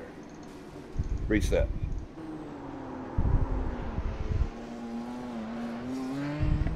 All right, unofficial results is Jonathan Swartz, James Pandolf, David Wingfield, David Wright, Chris James, Kenneth Lehman, Brandon Dalton, Andrew Short. That still can't be right. No, that's...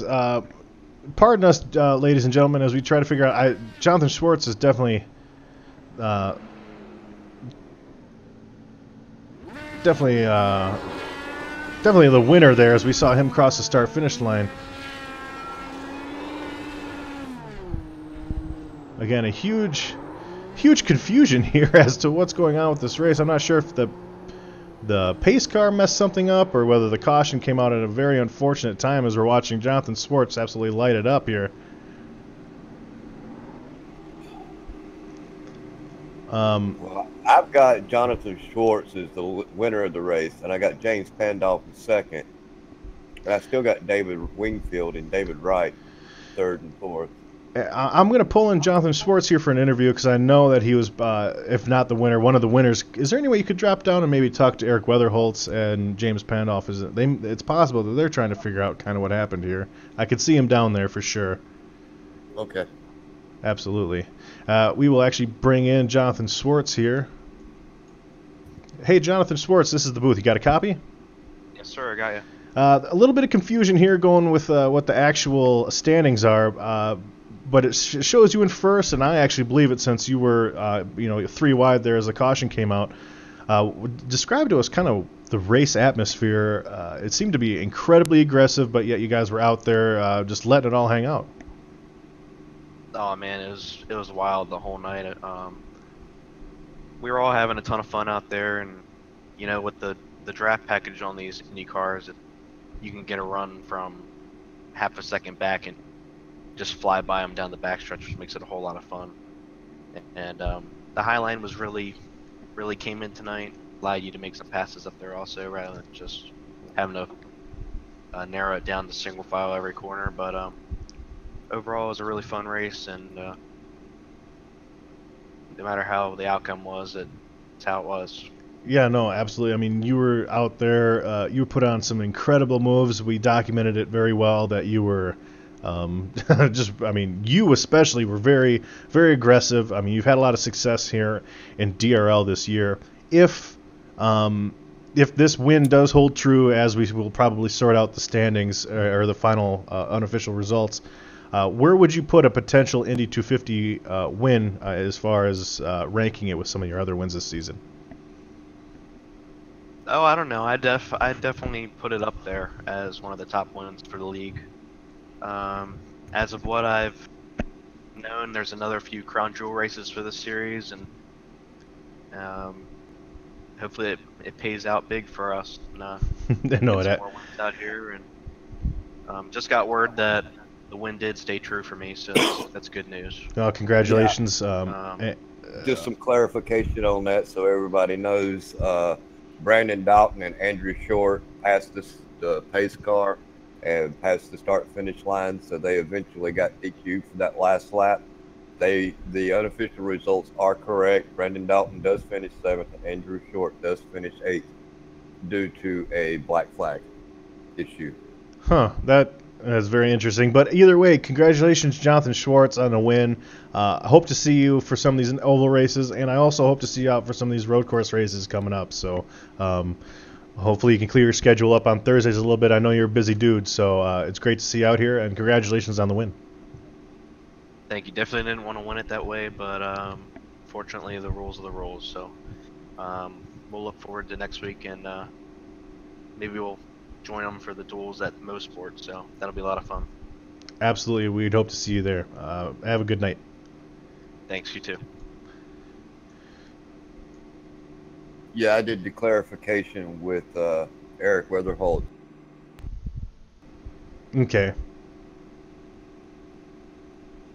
In the pace car, they were disqualified 1 lap, so they actually finished respectively 7th and 8th. Yeah, I'm not sure if I believe, hopefully they review that. I know Andrew Short, he was around 4th or 5th, same with Brandon Dalton. Hopefully they review that and kind of figure out kind of why they got out to where they did. Because we've seen the pace car put a few cars in unfortunate situations, Jonathan Schwartz being one of them at one of the races previously. I believe it was at Kansas, where he kind of got boned by the pace car placement, if you will. But otherwise, let's bring in our second place driver here, Mr. James Pandolf. Mr. Pandolf, this is the booth. You got a copy? Yes, sir, I do. You had an awesome last stint there. You were up front, definitely competing for the a possible win there. Obviously, it didn't end quite the way you wanted, but how does it feel finishing second here in the Indy 250? I mean, I'm glad I got second. Unfortunately for the Brandon and Andrew with the technicality, but overall, I am disappointed. I felt that I had a pretty good shot at winning the thing. I think I might have led the most laps after starting in the back. I wasn't even sure if I would have been a contender, but I somehow found a good line that was working for me, and taking home a top 3 is always a good feeling. Yeah, no, always great to pull a podium, and you're also one of the drivers that have showed up on and off intermittently for our road course races, so hopefully that continues. Big picture, this is a big points day, a big points race for you. Small picture, and it was a great individual race for you. So you started 23rd, you fought your way all the way back to second, led plenty of laps. I mean, we saw that your line that you were taking, you hit the rumble strips a few times, lost a little momentum there, but you were able to always carve your way back through the field. So, is there anyone that you want to give a shout out to there, Mr. Pandolf? Yeah, I just want to thank, first and foremost, you guys, David Getty, for putting on the broadcast. Hopefully we'll have more Indy car races broadcasted, but tonight being the first one, I think we put on an excellent show. I'd like to thank Tater Bowman for all his help and contribution to the league. Ryan Branch, Martin Wenzel, Jordan Gonzalez, Taylor Butcher Benjamin. I hope I'm not missing anybody, but all of them for all they do for this league. If it wasn't for them, I'm not sure what or if this thing would even still be going on, but thank you to all of them again. Thank you for my teammates, Clay Phillips and Siderius Jackson. Our team is bad luck racing, but I think we found a little bit of good luck tonight. No, it definitely seemed like it. And for most of the year, that name that you guys have has been fitting. So it's great to see you come out here and not just put on a show, but actually dominate that last stint there. You seemed to be one of the few guys that could get out there and were almost unpassable, which is a huge accomplishment considering the huge draft package that these cars have and the just how competitive it was up front going 2 and 3 wide.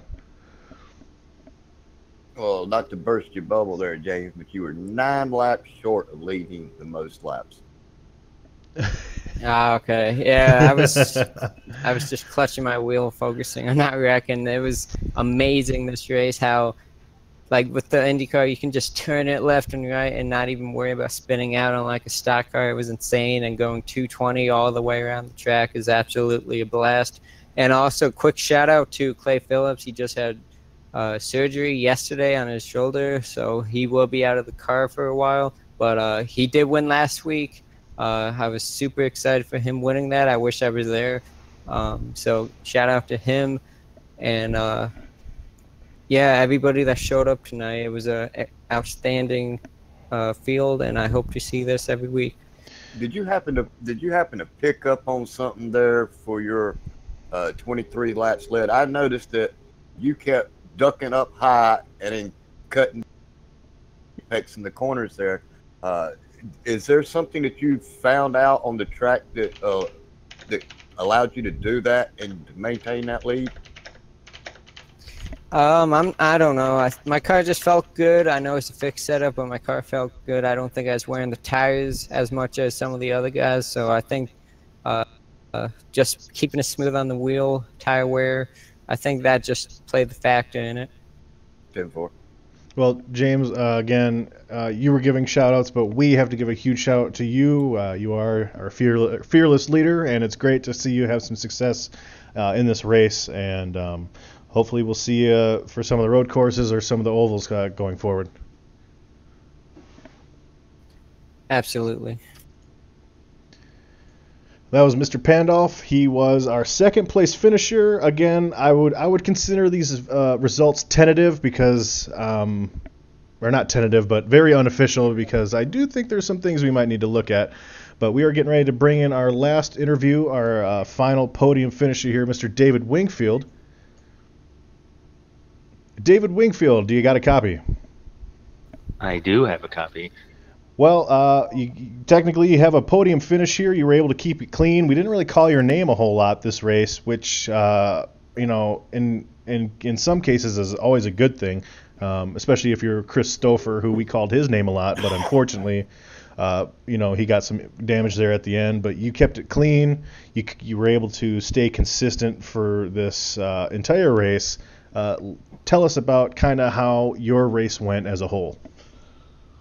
So the whole race, I was practicing timing the last lap pass, for lack of better words.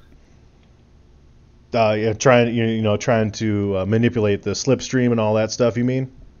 That's right. Yeah, I would hang behind somebody, whoever it was, and I would use the whole track lap after lap and try and time it. Unfortunately, I never got to use it, but that was the coolest thing I've ever been a part of. Yeah, no, it was absolutely great racing. You guys put on just a heck of a show, and if I've already said it once, I'll certainly say it again. I'd say this is probably one of the races of the year. This is just incredible. I'm glad that we were able to broadcast it, and I'm glad that you were a part of it. We don't get to broadcast you too often, so I would love to hear if you have any shout-outs for anyone. So I would like to shout out to my brother, Richie Wingfield, and my dad, William Wingfield, and NMCD 4, which is Naval Mobile Construction Battalion 4 in Port Hueneme, California. Hoorah 4. Absolutely. Hoorah. That's absolutely awesome that you're able to give a shout-out like that. And again, it's awesome. It's a privilege to be able to broadcast you, and I hope that maybe racing today, you can decide that you want to do some ovals and hopefully some road courses also moving forward if you can clear up your Thursday schedule. Certainly, I struggle with the road courses, but oval, Indy, there's nothing better than that. No, and with the struggling on the road courses, we're trying to get some rules made so that it's easier for you guys to learn.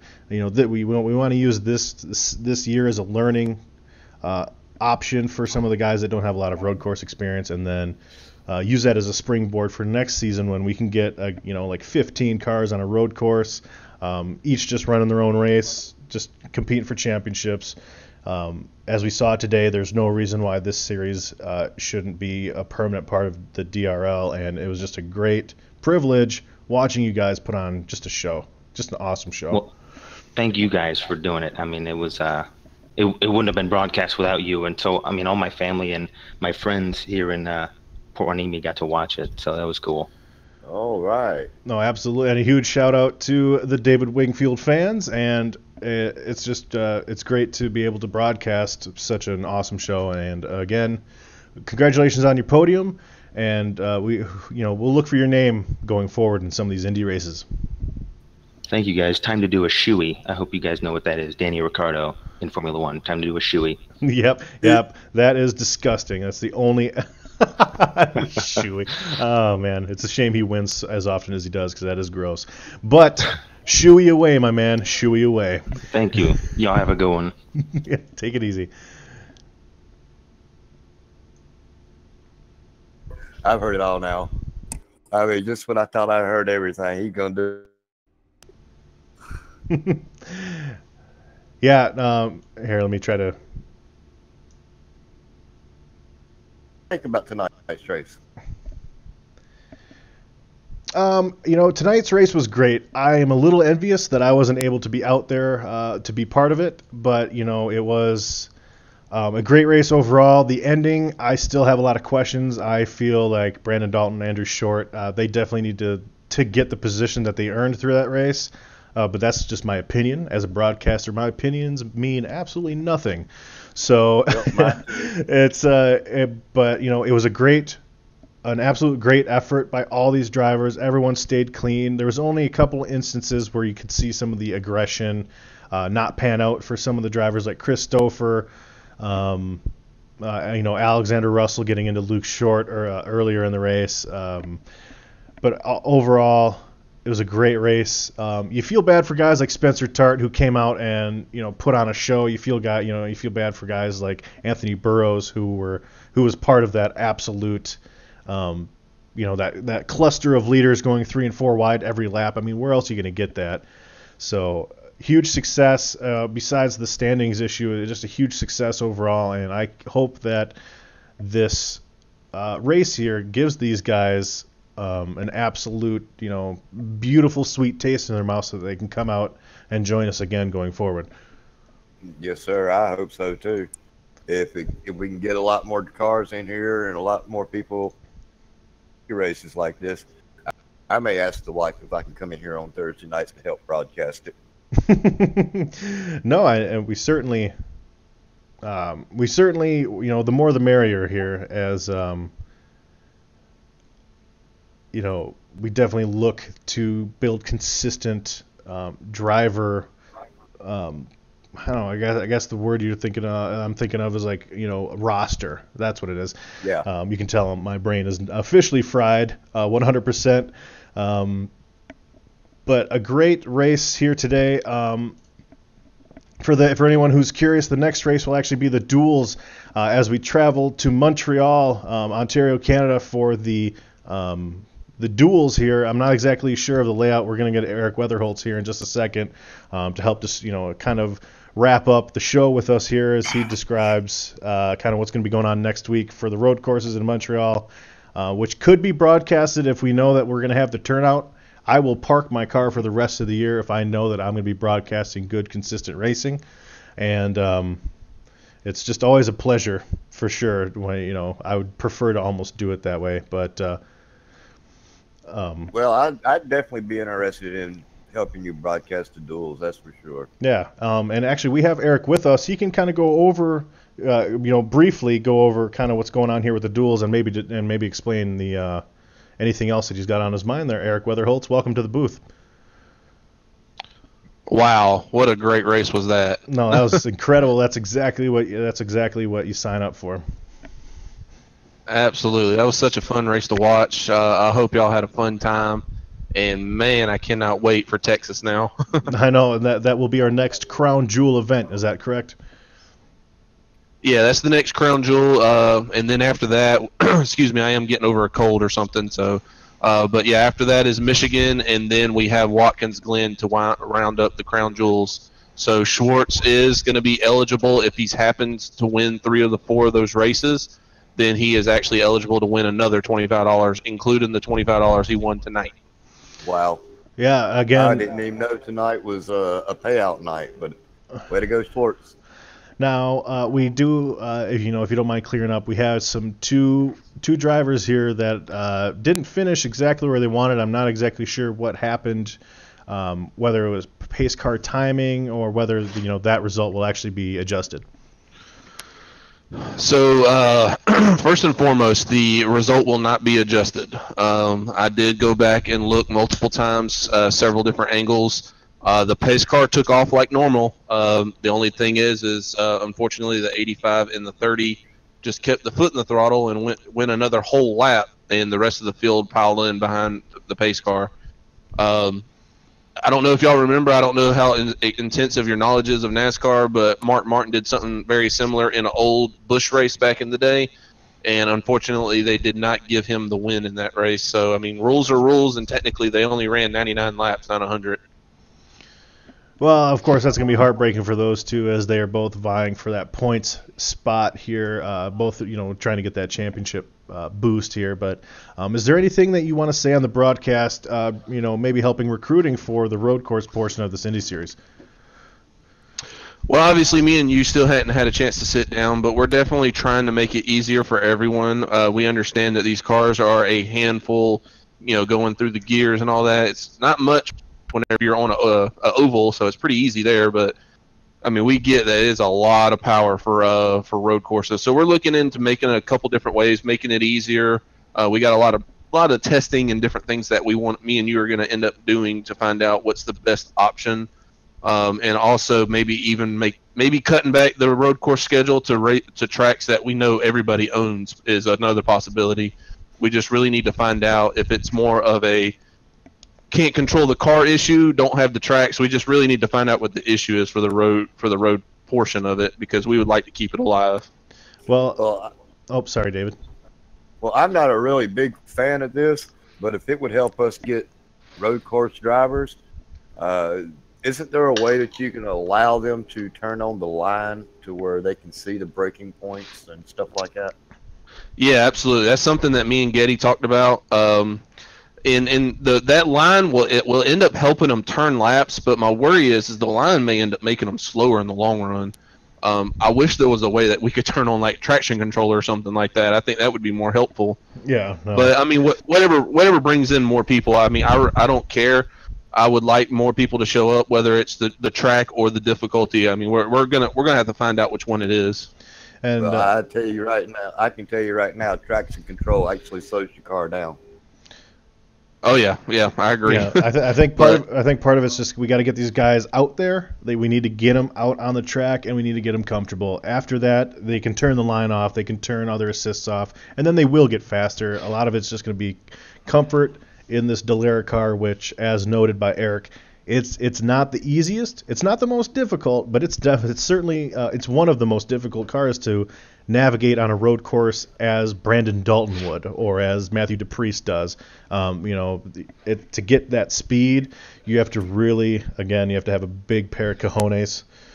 So we need to get drivers out there. Who cares if they put around 20 seconds back? They just need to get out there. A, they get points, and B, they get the opportunity to learn tracks and just learn the car, because again, through the surveys that I've done in this league, which I will talk about in just a second, I have learned there is an enormous potential in this in the Dynasty Racing League for road racing of some degree. So we just need to get them out here. We need to find out what gets them out here, and Eric and I will work endlessly to do that. Absolutely. Yeah, and whatever it is, obviously we want to cater to everybody. Obviously, this watching tonight though made me like man, I just want these Indy cars on every oval track now. Yeah, that would be a tough schedule. Yeah, I agree.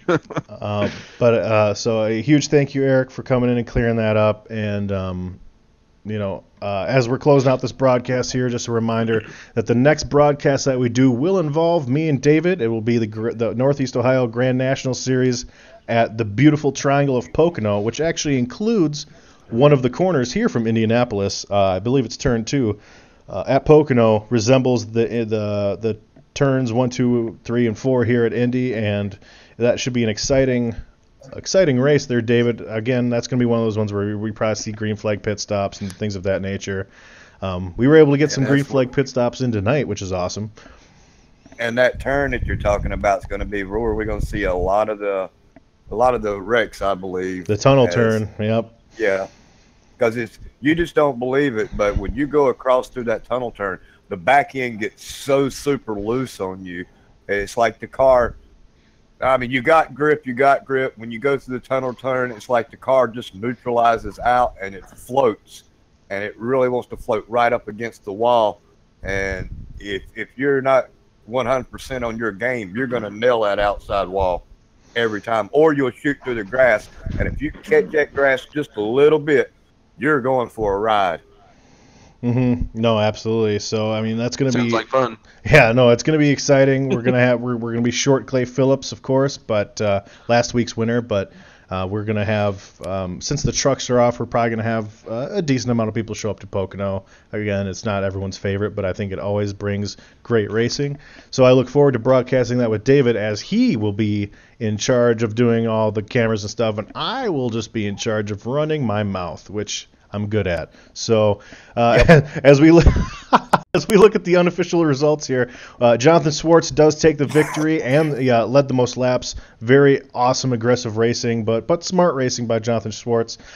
James Pandolf finishing second, and Wingfield finishing that podium finish. Again, the two drivers that missed out were definitely Brandon Dalton and Andrew Short. You definitely feel for drivers like that, with a very confusing end race there. Something, just got lost there. Feel sorry for them, but Ernesto with a top 5, with a top 10 here, first top 10 in the DRL. He had a great race, and then Matthew DePriest rounding out the top 10. As we move on here, Spencer Tart in that late incident there with Daniel House. We didn't really get to speak to either one of those drivers, both of whom probably aren't very excited about that caution there.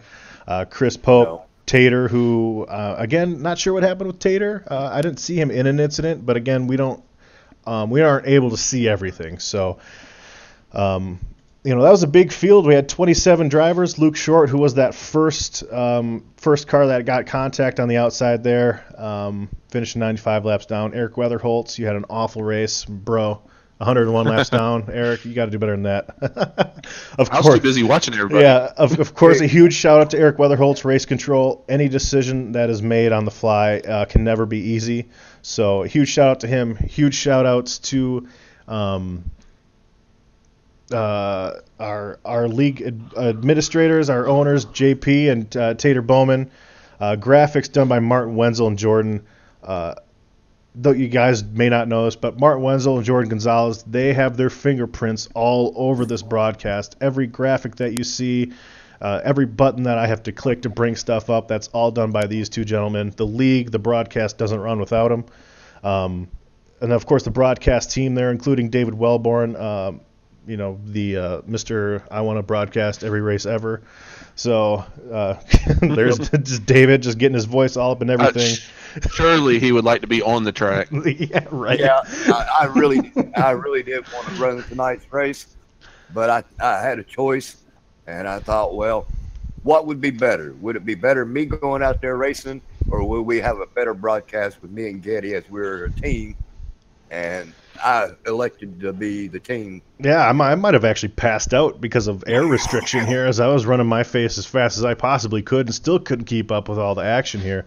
And lastly, of course, you see our list there, our administrators and race control specialists here for all 4 of our series here in the Dynasty Racing League. All 4 have now officially been broadcast by DRL TV live in their entirety.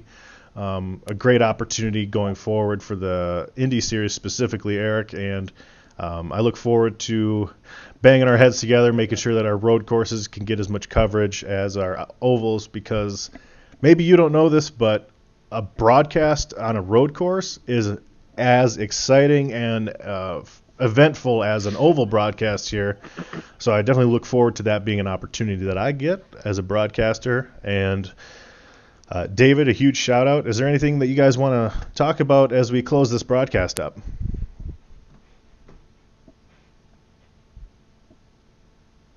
Of course.